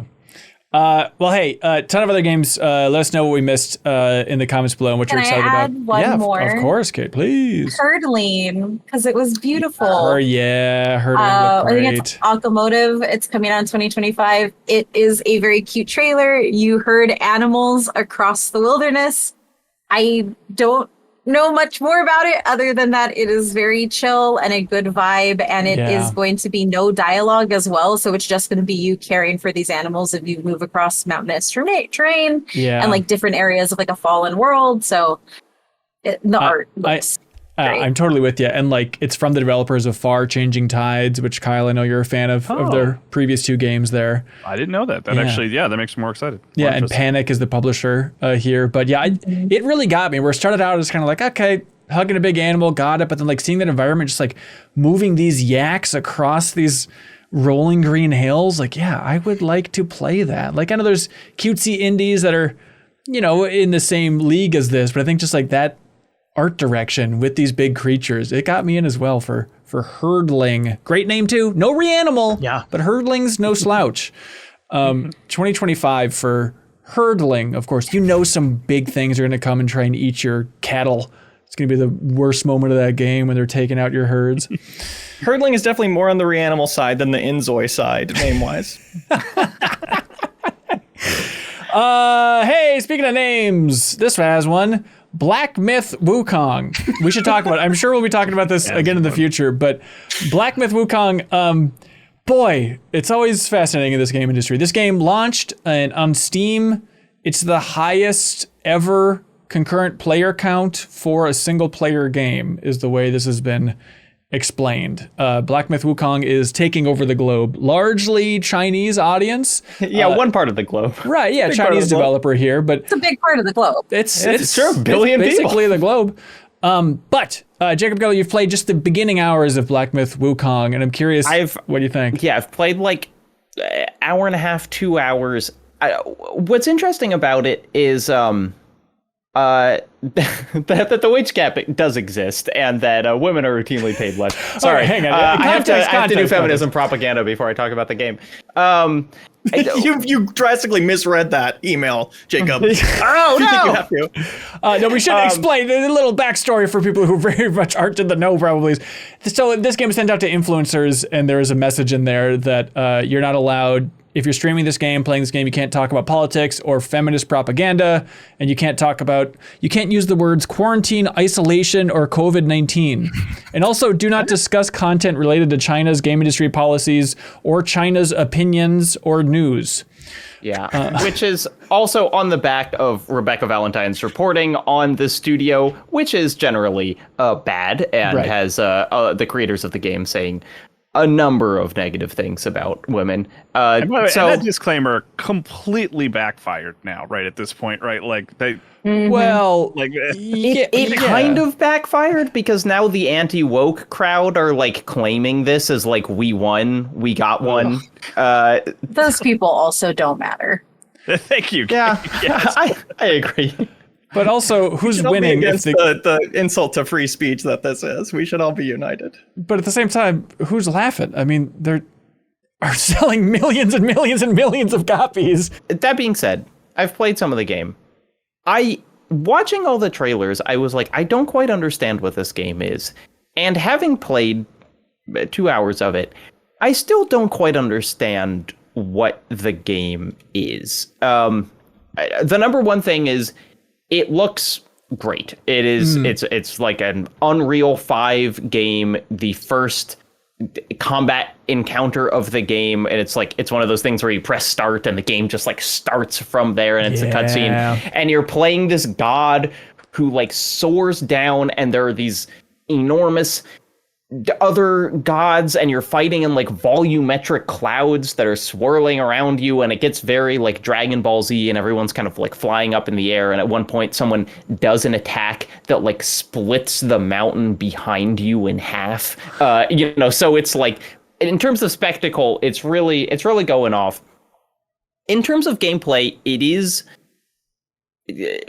obviously Souls-like is now just kind of like so broad as to be meaningless, but it is a game with light and heavy attacks and a stamina bar that you run out of, and a refillable health item, and you are activating checkpoints as you move through a level. But like, my confusion is kind of, I heard the game referred to as a boss rush, which I was like, okay, that's not what I was getting. And then playing it, you're in like your first real environment is like you're in a forest and there are normal enemies, but all the normal enemies can be killed in almost one hit or like stun locked down without any real effort. And then I fought like 3 or 4 bosses that are big and impressive and have, you know, like interesting movesets to memorize. And so it doesn't feel like literally a boss rush, but it is almost like everything that's happening between the bosses is kind of inconsequential. I don't feel like I've played enough to have a firm take on if the game is good or not. Yeah. The combat feels pretty fun. It is mostly, it seems like a dodging based game, at least at this point. Like I don't even have a block or parry button, though I think that's going to change. And so I'm just kind of like rolling away from a bunch of big attacks by big, cool looking monsters. But like that's not bad, you know, like that. And if that's how I like games like that. Yeah. And so it's hard to say. Like it is definitely technically and like visually really impressive. But like it's got a big skill tree that there are lots of things that I'm looking forward to unlocking. But like I just don't know what kind of the pace of the game is supposed to be yet. Mm-hmm. All right. Yeah, I'm curious to hear once you it's a little more of Black Myth Wukong. Like, are you gonna play more? Yeah, I'm definitely I definitely want to play enough to be like, so this is what the game is, because I feel like I just don't know. Do you understand what the game is for EDF 6 yet? Ben, I've played 30 hours of this in like a week and a half. It's your personal Black Myth Wukong. More hours than everybody's put into that game in China is you pouring time into Earth Defense Force 6. Okay, what is going on here? You've been playing with Leo. I played with Leo once. Most of that time is not playing with Leo. Okay. But we did play together. It is a fun cooperative game. It is. Quick and easy to get in and out of. Yeah, Leo, you talk first about your experience. We started on a harder difficulty than maybe we should have been at, but that's okay because you still get half of the things you collected if you die, which is a great change to feel like you didn't waste your time because those missions can be really long. Yeah. But yes, as usual, thousands of ants you're usually up against, but now there's like these giant frog guys too, and they're responding a little more than just popping and ragdolling, which is, again, last time I checked in, what it looked like. Now you're shooting these giant frogs and you'll like blow their leg off and they'll fall back down and they're holding guns and they're like Call of Duty Last Stand shooting at you with pistols on the ground. And these are like 4-story tall frogs. Like they're huge. It's really strange looking. Perfect. But it's fun. You get new weapons really fast. You level up your weapons. You level up your health. The classes seem fun. There's one that's a little Helldivers-y, which is airstrike based, and you send these drones out to go kill specific targets. And there's the one where you fly around, of course. I don't know. I haven't played it besides our session, Jacob. Yeah. No problem with it, but I've got a few podcast games in the rotation already, and this definitely seems like a podcast game. Yeah, so this has been like the podcast game for me. I mean, I listened to that whole 5-hour-long MinnMax Game Informer reunion just while playing EDF the whole time. It is really interesting it is doing strange things as an EDF game. You know, it's like the format is not broken. It's still just like level-based. You start something, you kill a bunch of ants or frogs or, you know, like a lot of enemies, big enemy variety. But there is, would you believe this game has like a Tenet-esque timeline, time travel plot going on, which is especially bizarre because the delivery of the story in EDF is like, has not changed since the first one. You know, that like a PS2 looking character model walks in and just like says words at you while you're frozen, or characters just scream it while you're in the middle of like shooting 1,000 ants. But you keep going back in time and forward in time to do things. It's very weird, but temporal like pincer movements left. I mean, yes. But like the real appeal for me is you get so many you receive so many different weapons of so many different varieties, and then there are so many different enemy varieties that, like, playing it single player, it can be pretty difficult. And more often than with most games, I'm like dying in a level, going back, fundamentally changing how I'm approaching the mission and going back in, where it's like, you know, at some point I got a missile launcher that can lock on to like 30 different targets. Perfect. But each missile is just like tiny and it does almost no damage. And so when you're fighting like a big frog, that's not that useful. But then 50 missions in, they have these things with like giant slinky legs, and each leg has like 30 targets on it. And so I like died in that mission. And I was like, oh, and then I like went back and got this missile launcher that I had never used and like easily cleared the mission with it.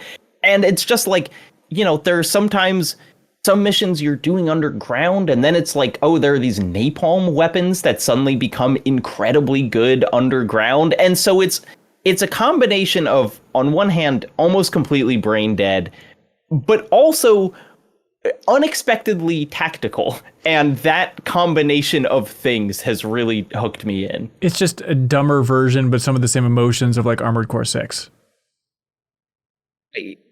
Maybe, but it's like you don't...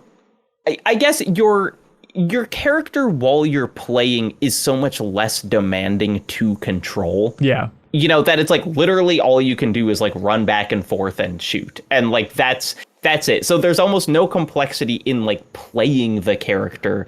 And so then you get to focus all your energy on like the tactics that you're bringing in and like your spacing and whatever. It is the most similar game to it is this year's Helldivers 2. You know, Helldivers is basically an EDF game, but like this is both jankier, but also if you're sick of Helldivers only having like 2 different groups of enemies to fight, this game has like 70. Like you're gonna run into a different enemy type every mission, and they're all more interesting looking because it's just some weird janky bug crawling out of a building.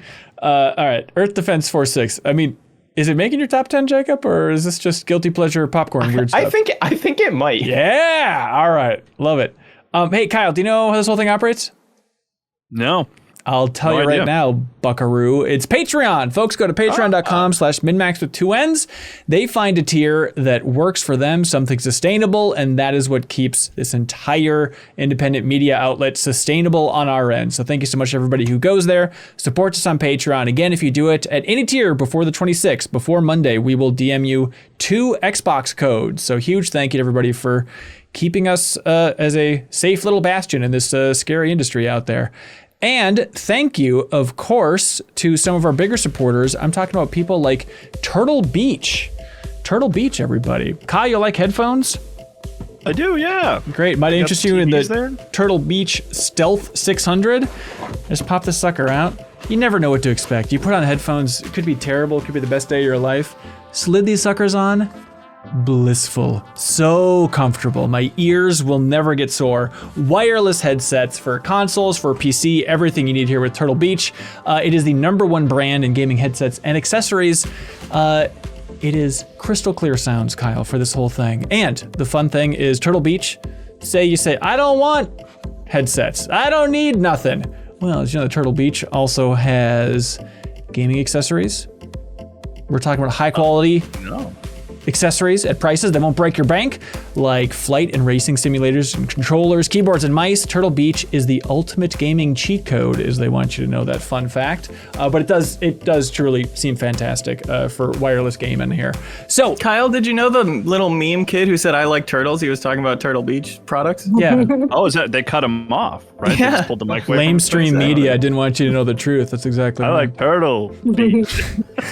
Whether you're a casual gamer or haven't touched grass in weeks, Turtle Beach has the right headset for you. For a limited time only, listeners to the MinnMax show get 10% off their entire order when you use the code MinnMax at turtlebeach.com. 10% off your order at turtlebeach.com with promo code MinnMax.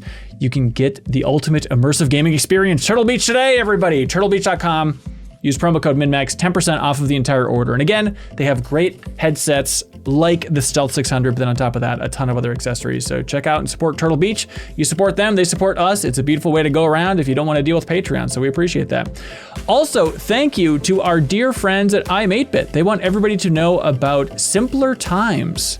It's a game that they just published that's available on Steam. It's all about sitting back, enjoying these small, beautiful experiences of life. It truly seems delightful. It's available now on Steam. And if you like the soundtrack, which, Jacob, you're not going to guess this, it's a very peaceful, beautiful soundtrack. And you can get the vinyl soundtrack to Simpler Times on I'm8bit's wonderful online store. The entire vinyl soundtrack is there, a double vinyl soundtrack with music by George Pendria, I should say, and album art by Lara Bon and Dragos Metkovsky. So check out Simpler Times, available in multiple formats on Steam, and then also the soundtrack in vinyl on I'm8bit's wonderful online store. Go check out their wonderful online store. Support them because I'm8bit ships out a prize each and every week to somebody from the MinnMax community. If you support us at any tier on Patreon, you get to submit a question. Whoever has their favorite question on each and every episode gets a prize. And this week, there must be some error. This is too good. This week, the prize, whoever submits our favorite question for question of the week here, wins the vinyl soundtrack to Simpler Times. Why, it's the game I was just talking about, Kyle, my dear lad.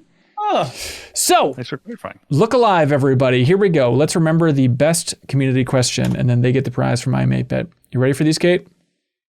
Yes. Okay, great.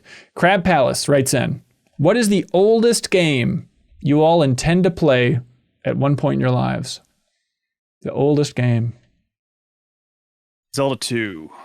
Ooh, you haven't played Zelda 2? Played? Just like flat out played? I've played it. I've never beaten it. Okay. I guess I interpret it as like sitting down and like committing, I'm going to beat this thing. I'm surprised. How many times have you said, today's the day where I commit to Zelda 2, and then you trail off? At least twice in my life. One time I put it on a 3DS and was like, I'm playing this on the plane. Ooh, that's how I'm going to do commitment. this. Yep. And I got through the first dungeon, and I was like, I'll get back to it. I want to like Zelda 2, but I think a lot of it comes from like, it's different, it's funky, it's weird. But at the same time, I really like Link's like down smash and smash, and knowing that I can do that in Zelda 2, like that's something. That move has made me so unbelievably happy in another game like Smash Brothers. Maybe in Zelda 2, I can learn to love it as well. And I don't know if it worked that way. Ben, you're going to love this answer. From 1985, A Mind Forever Voyaging. Yeah. I do still intend to play at some point. This What is this? interactive fiction game published in 1985. The game was intended as a polemical critique of Ronald Reagan's politics. It came out for the Amiga and the Apple II. This came up on a previous episode, right? Yeah. We considered doing like a New Game Plus of it. Well, we pitched it for New Show Plus. It didn't win, but we did hit New Show Overflow, so we can revive one rejected idea. And so maybe there's a place for A Mind Forever Voyaging. And if you haven't seen the box art for that old text adventure, you should look it up because it's freaking awesome old PC box art. Yeah, Computer Gaming World says that parts of it are transcendent. That's what we're looking for. If we could just stretch that into the whole game, we'd be interested in that. But Jacob, I'm kind of with you on that game. But then also from 1980, Zork. I feel like, Infocom's Hitchhiker's Guide to the Galaxy is such an influential game in my life, like one of my favorite games as a kid. And everyone's like, well, Zork is kind of peak Infocom text adventure. And I've never played Zork for 1 second. I've never booted up any minute of Zork. I know JV Gwaltney's a Zork head. I feel like to be a cool gamer at some point, I should dive into the world of Zork. Got a Zork. Gotta be a Zork dork, man. Mine I recently rediscovered, which is on Retro Achievements, just browsing random games. There's a PS1 Breakout game that I remember so vividly. It came back to me in a wave, seeing full page ads for in magazines. It was a Breakout game that was like not just 3D, but like over the shoulder almost, where you were weird. The bar was really close to the screen and you'd hit the ball away from you at boxes, and something about the look of it. And it's like, there's all these personified little lines with eyeballs and stuff. It's such a weird take on Breakout that I remember really wanting to play as a kid. And I'm like, wow, I accidentally almost went my whole life without playing that. I got to check that out. Oh my God. Please do it. Please do it, Leo. I want to see that thing. Is it the one that's just called Breakout? Is that? Yeah. Okay. That's sweet. Did Steve Wozniak also program this one, or? Probably. Okay, great. Wait, and you run around? You're breaking out of between there? the levels? Yeah, it looks like there's really an overworld. There's no way this can be bad. Every ingredient is perfect. Another one for me is like, debated pitching it for a deepest dive, but I think everyone would be miserable. But from 1983, Mule. Do y'all know Mule? That's familiar. PC is also on Atari. Film? Well, the deepest dive would have to cover Mule the game and Mule the Clint Eastwood film, which I do like that movie a lot, actually. But this is another game with just awesome box art. If you've never seen this, just a robot mule on an alien planet, or like the weird guy holding the American flag with a horse. But it's like an old kind of strategy game, sim-like game where you're just building up this resource colony on an alien planet. But I just love that they released a game called Mule as an acronym, and the box art's so freaking cool. That's great box art. Yeah, I haven't gotten to it yet. Carl the Winner writes in, they say, please share a gaming experience that confirmed for you that gaming is rad. Late night gaming with my twin brother has always been special. Once we were playing Watch Dogs 2 co-op, I found this alley full of guys that looked really hard to kill. I took cover and began to strategically plan our attack. I told my brother to approach quietly as to not prematurely draw their attention. Just then, my brother came barreling through the alley from behind me in a truck. He crushed my body and smashed our would-be enemies. Strategy out the window. Blissful chaos. I laughed so hard, I couldn't hold the controller anymore. Gaming is rad, says Carl the Winner. Something jumped to your all's mind?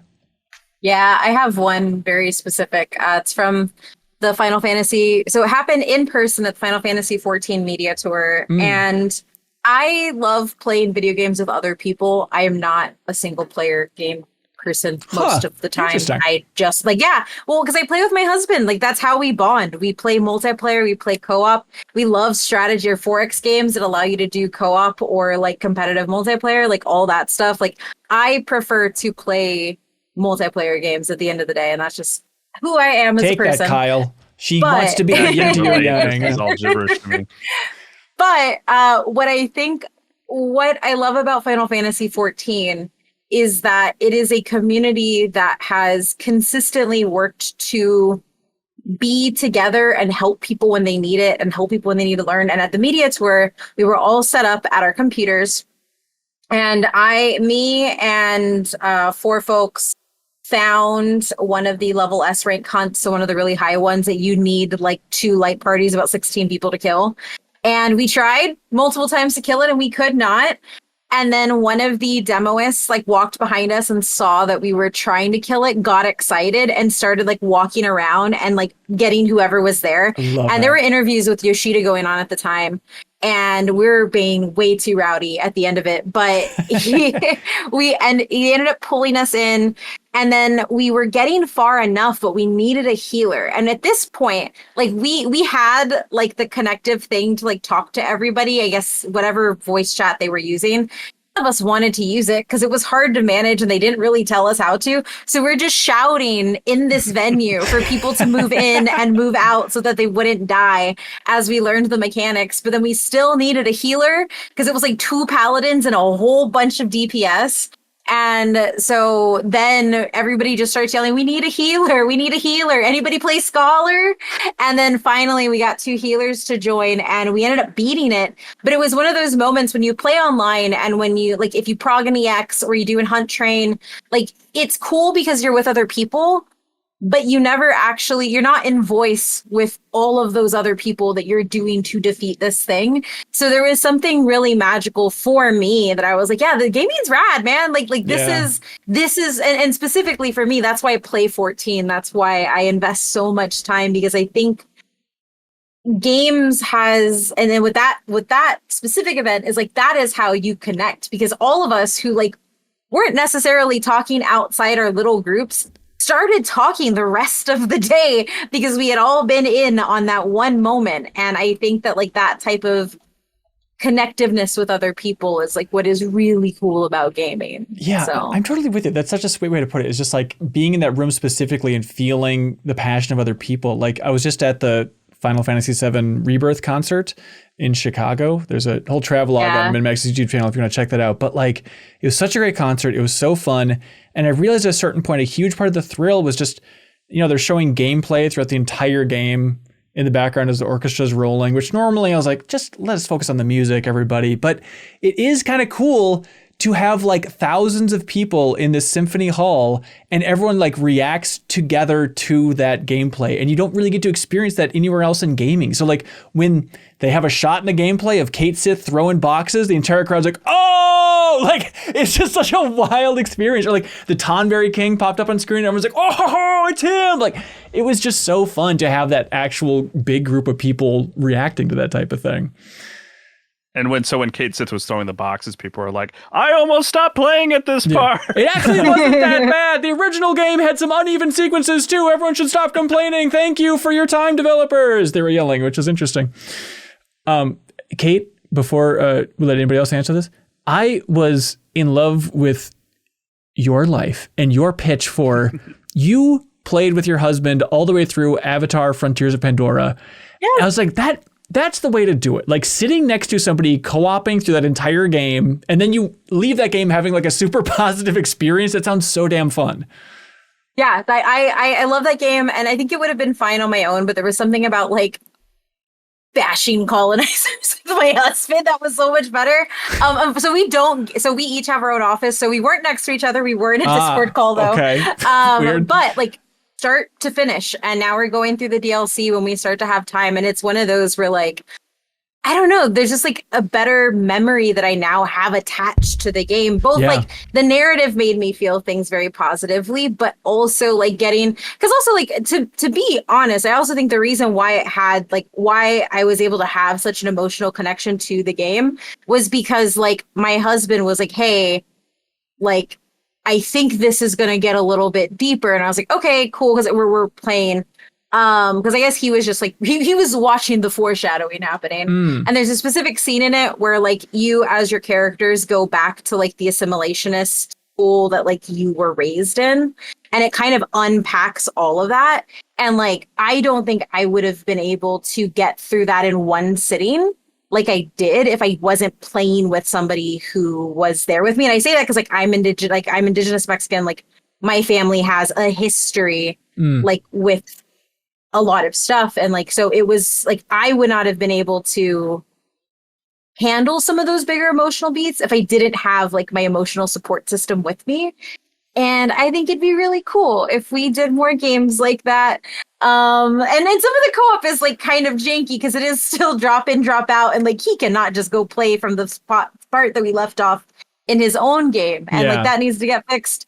But I don't know. I wouldn't trade that for the world. And it's why it was one of my favorite games last year. I love that. Yeah. Because it was just really special. Yeah. Let's see. Jacob, do you have a Gaming is Red? Oh, yeah. Really great to follow up with that. I used to play Super Smash Bros. Melee with my friend, and we do 99 life, super sudden deaths. Yeah. And I remember a specific one where I think I was Mewtwo and he was Captain Falcon, and it was like remarkably close. Like it was down to like 2 or 3 lives at the end, which out of 99 is pretty good. That sounds great. It's kind of improper to follow up Kate's Avatar story with that, but I guess you gotta do something. Rob Bob Will writes in and says, "Hey, Maxers, I saw a video for Kyle and Marcus Stewart completing their Majora's Mask Super Replay from Game Informer on MinnMax, and naturally I had to put it on hold and start the series from where it all began. This led me to the bizarre revelation that Kyle Hilliard remembers Zelda's Ocarina songs by memorizing a random sequence in the middle of the song and then just repeating that sequence until the song triggers. What does that mean, Kyle?" So almost all the songs in Zelda are just like 3 notes that are sort of repeated, but like sometimes it's offset where it's like the repetition doesn't start till like the 6th note or something like that. Okay. It's hard to explain, but like it's like if you just go like left, right, up, that will get you to the song that like if you play that 3 times, you'll just activate the Song of Storms or whatever. Right. It's just a simpler way to memorize it. I don't know. I feel like it's like I'm overcomplicating it if I try to explain it. I genuinely still am confused about it. What do you mean? Why don't you just memorize the 3 notes like everybody else and play that? But you're not doing that? You're just jamming on it to... Let me see. Let me find a good example. Whatever notes are easiest to memorize, you just attach yourself to it. Because the song's like progression might be like right up, left, right up, left, right up, but you don't need to remember that it starts with a right. You can just do that. For example, the Song of Time is right A down, right A down. Yeah. And I just have an easier time remembering the directions first. I see. So I would just play down, right A, down, right A, down, right A. Like I would just play that until the Song of Time. Okay. All right. Yeah. I thought you were some musical savant, but that's no, not at all. Okay. Quite the opposite, in fact. Okay, great. Captain Cobblepot writes in and says, what series do you think could thrive on an arcade cabinet? I was thinking a Disney Genesis collection would be amazing. That would be kind of cool. Playing Lion King and stuff on the arcade. I think like a Smash Brothers with like limited character options would be kind of cool. Ooh, yeah, only the characters from Smash 1. That would be cool. Also, I would want to see Sakurai design the cabinet. I bet he'd get into that in a dorky way too. This is impossibly niche, but there's a game that came out maybe 2 years ago, and it's called Donut Dodo. And it's kind of a Donkey Kong-esque game on Steam. I think it's on Switch too, but it rules. It's just a super fun arcadey game. And I like reached out to the developers and be like, could I just have this game off of Steam? I just want like the program itself so I can put it on my MAME cabinet and play it as an arcade game the way it should be played. Because like there's not really a way to play it that way, at least for my arcade cabinet. I don't have Steam out there and stuff, but it's just playing like an arcade-inspired game on Steam always just feels ho-hum, you know? But if I could have this thing on an actual arcade cabinet, it'd be one of the best games ever, Donut Dodo. Yeah, I played this at a PAX, I remember, like years ago. Did you really, Kyle? Yeah, I think so. Oh, wow. Yeah, I remember this. Yeah, because I liked the art of the dodo. I thought was funny. Yeah. Oh, cute. It is cute. It's great. Great fun.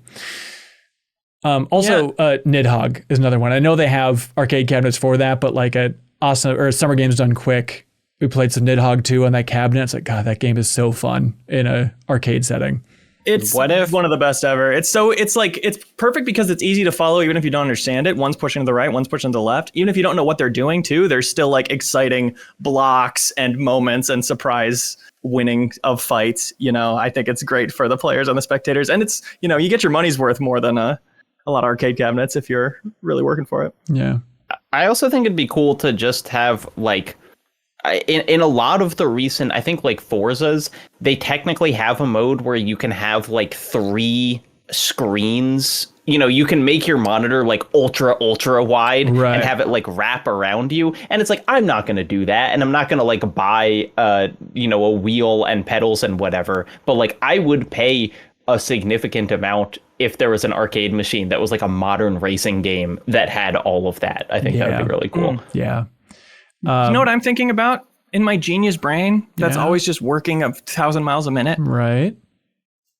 Discord has activities. You know, you can play games with your friends, hop into like some top-down shooter or whatever. They're pretty silly. Some of them are fun. I was thinking they should make one of those that's like a farming game, that it's the server's farm and anybody can pop in at any time of day and work on it. Oh, that's good. Oh, wow.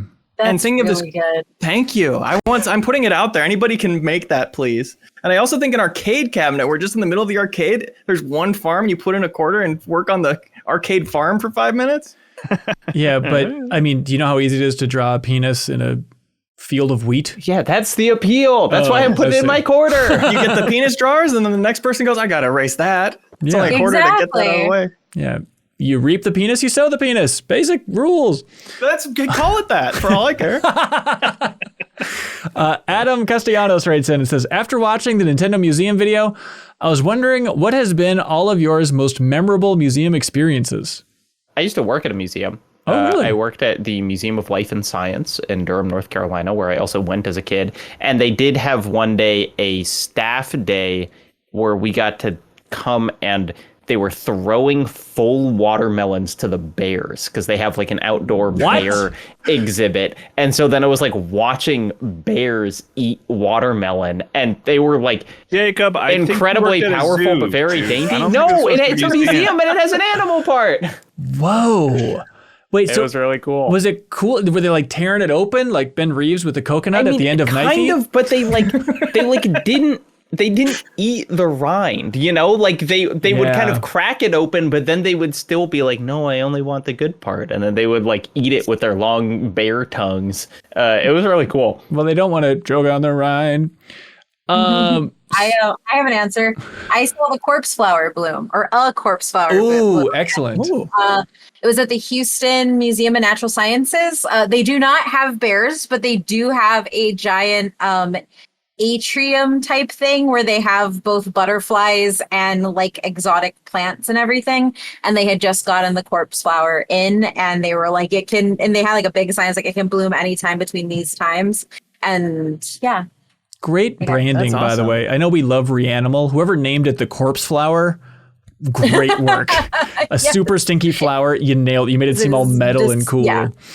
We have a reaction video up on MinnMax's YouTube channel, by the way, if you want to see Kelsey Lewin react to that Nintendo museum. Like, genuinely, I was so psyched going into that. And based on that presentation, everything that I saw, it seems like a solid 6.5 based on my expectations. Like, I still just want like archives and rows of like old design documents from Nintendo, and it's not quite that. They are trying to make it all fun and have like interactive light gun things, which seems fine. The way my jaw dropped with that giant Wii controller reveal, which wasn't even like the focus of the shot. It was like behind him, and it was a while before they commented on it.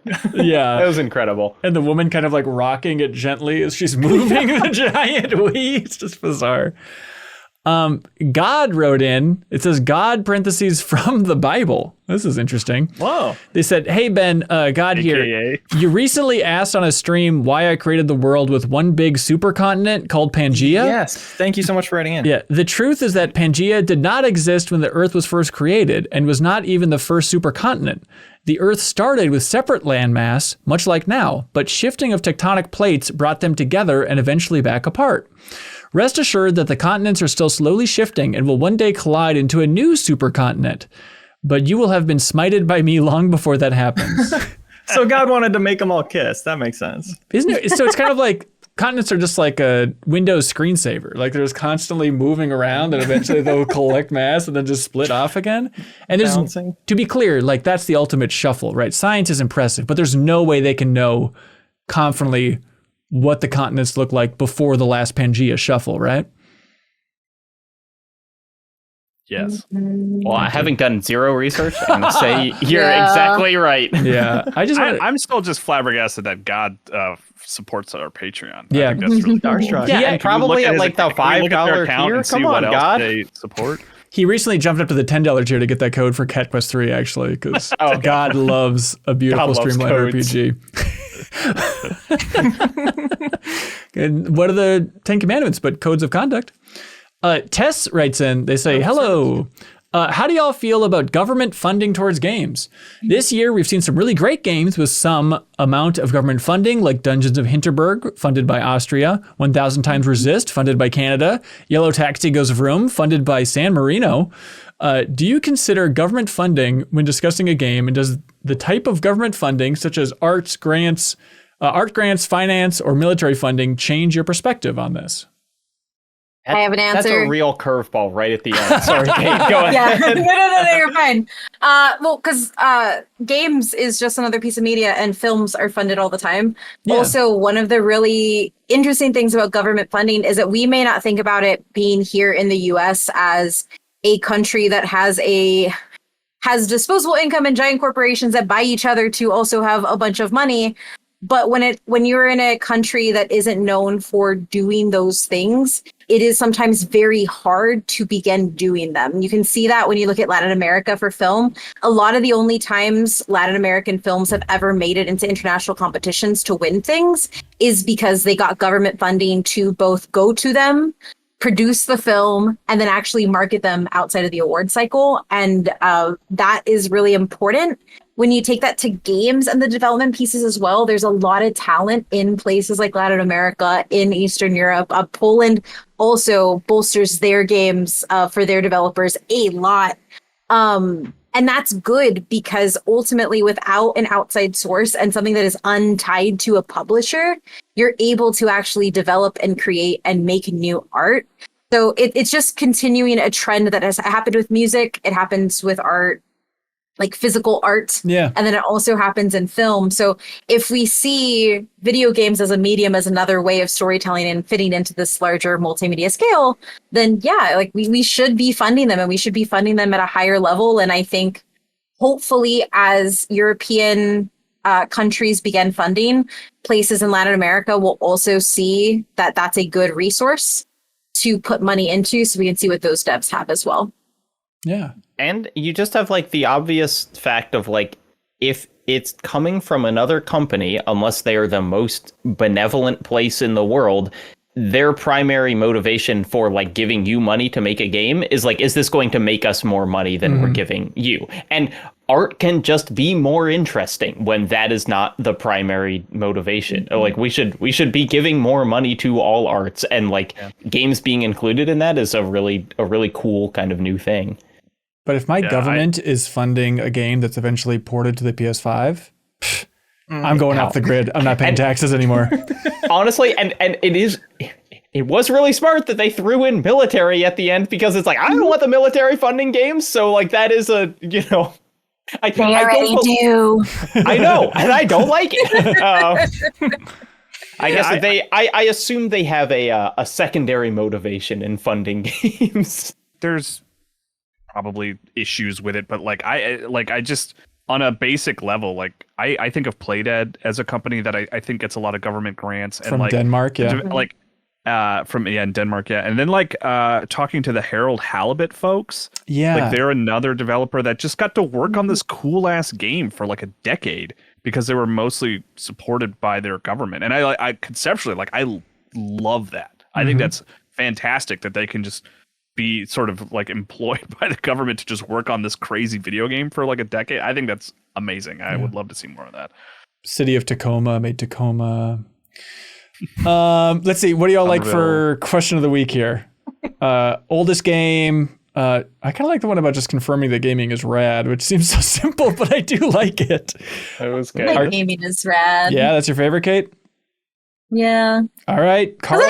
I need that reminder. That's a great point. Congratulations, Carl, the winner. You are indeed the winner of I'm 8-Bit's Prize of the Week, and so they will ship you out that vinyl soundtrack. So shout out to I'm 8-Bit. Now it is time for a segment that we call Get a Load of This.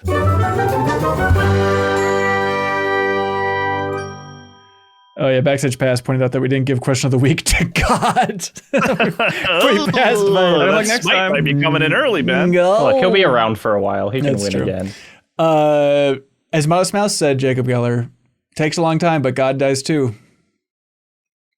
I don't know what it means, but he said God dying the whole theme of Prometheus, isn't it Prometheus?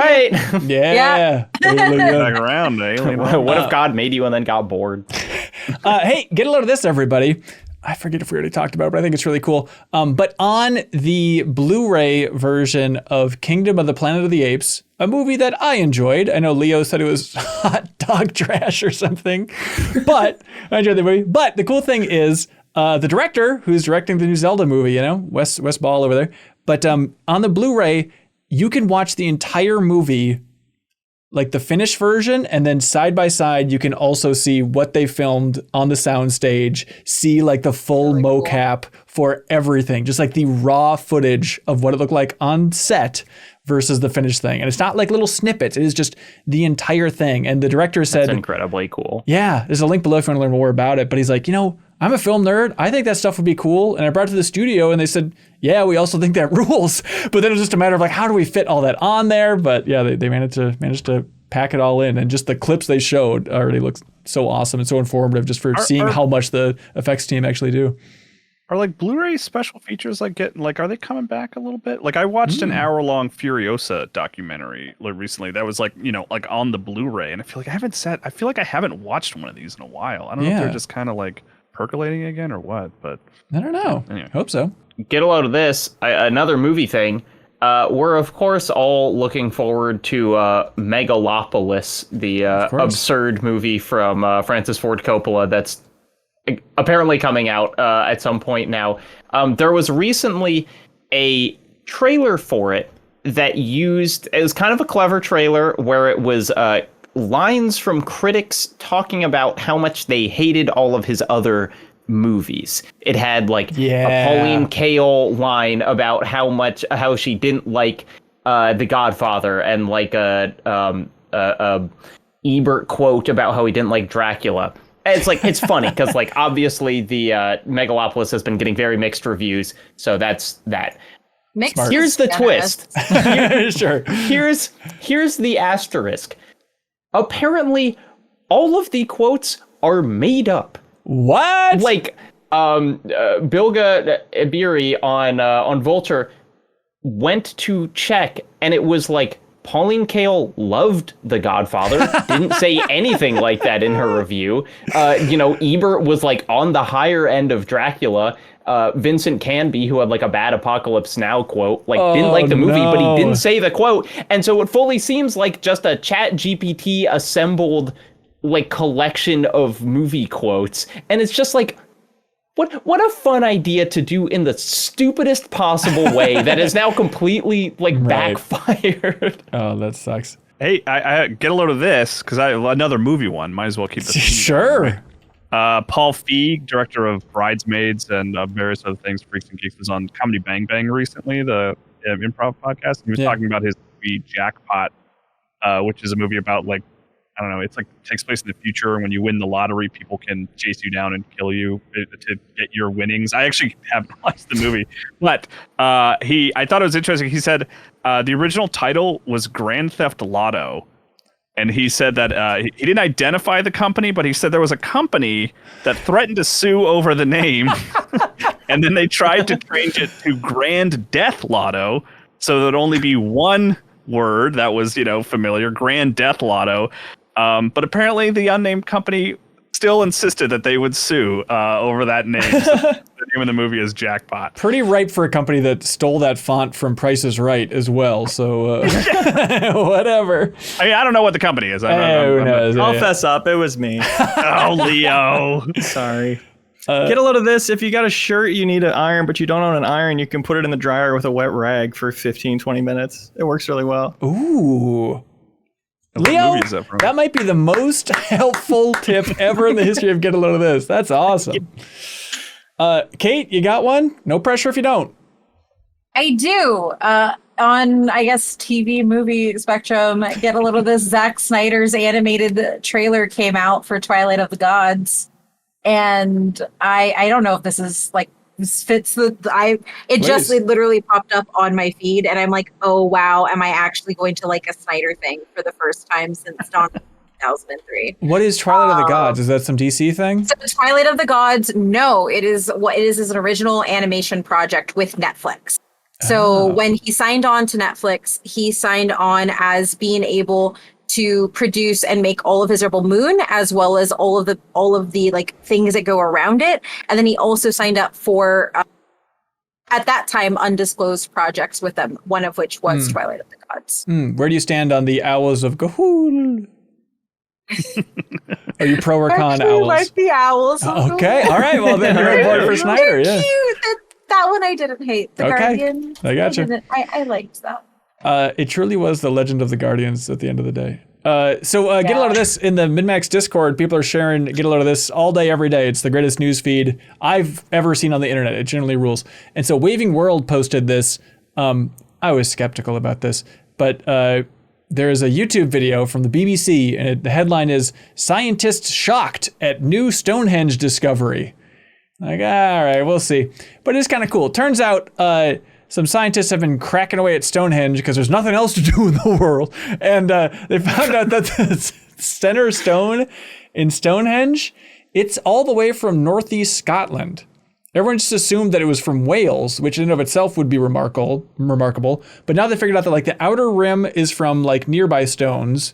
The middle rim is stones from Wales, and then the center one is all the way from Northeast Scotland. So that implies that like these cultures were all working together, or there was some sort of agreement that these stones needed to get to this spot. Give us your rocks. Yeah, I just love that idea. It's a stone allegory. That's a great point. Isn't that the lesson? I feel like, I don't know where you guys stand on Stonehenge. Like in the realm of things to like think about and talk about, like, it's like, why is it here? It's like, well, stones last a long time and people want to feel immortal. So they move stones, then that's there longer than you will be. Right? We'll see. That's cool. I mean, it's cool. There's no doubt. I just feel like I think Easter Island is cooler. If we're talking about big rocks that are moved places. 100%. I mean, pyramids above Easter Island, obviously, right, Jacob? I guess they're less mysterious. The pyramids are less mysterious? Just seen them so many times. What if they had a face on them? Mesoamerican pyramids. Here we go. Okay. All of those. Interesting. In my opinion. Because they're built with really intricate chambers, and like the alignments with the stars were visible from inside, and like they're a pyramid structure that came in at the same, or that was like being built at the same time as the other pyramids, but it was like entirely different. Sorry, I really like those things. They're really cool. Well, and the Crystal Skull connection, obviously, just to tie it in with the episode. Well, yeah, of course. And they like change with different shadows. That's cool. All right. Kate, thank you for joining us. If you want to plug something, where should people go? If they want to find more of your work, support your work, all that fun stuff. Yeah, you can find all of my work over on butwhythough.net. We have a few previews up, and I am about to run into Fantastic Fest, which is Austin's largest, actually one of the US's largest genre festivals. So if you want any of the latest on horror and sci-fi, I'll be having a lot of content coming out over there at the end of September. And our team is also going to be on the ground in Toronto for the Toronto International Film Festival. So if you're listening to this and you want to know more about film, we have you covered over there. And I'll have some games goodies coming out throughout the month as well. And a PAX.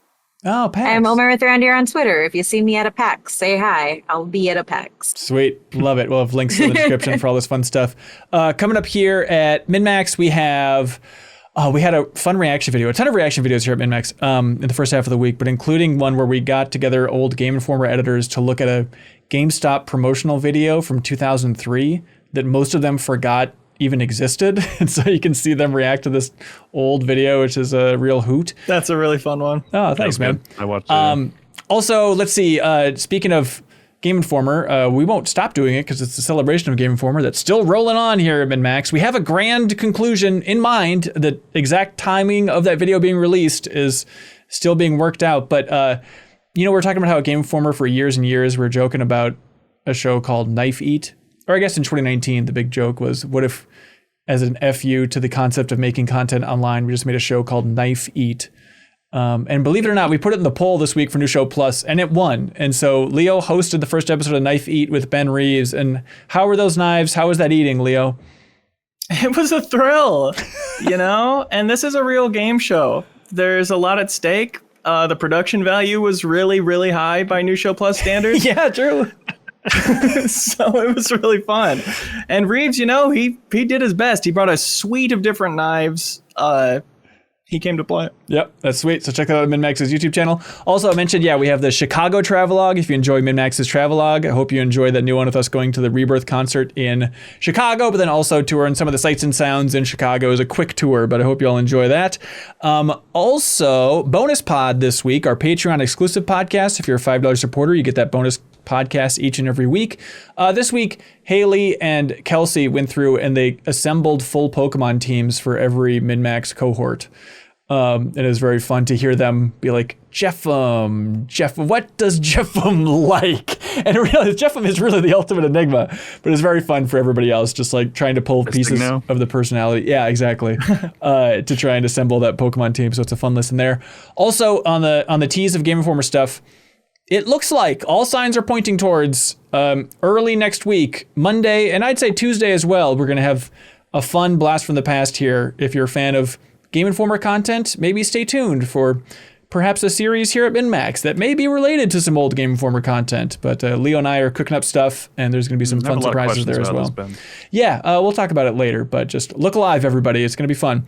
And then again, thanks everybody supporting us on Patreon. If you support us before Monday, you can vote for what we tackle next for the Deepest Dive, our huge community game club discussions. Those options again, God of War, Mirror's Edge, Kid Icarus Uprising, or Mega Man X. Those are the 4 options for the Deepest Dive. So vote over there, and then we can have those Game Informer folks host those Deepest Dives as a bunch of MinnMax folks are also collaborating there. So thanks to everybody for being here.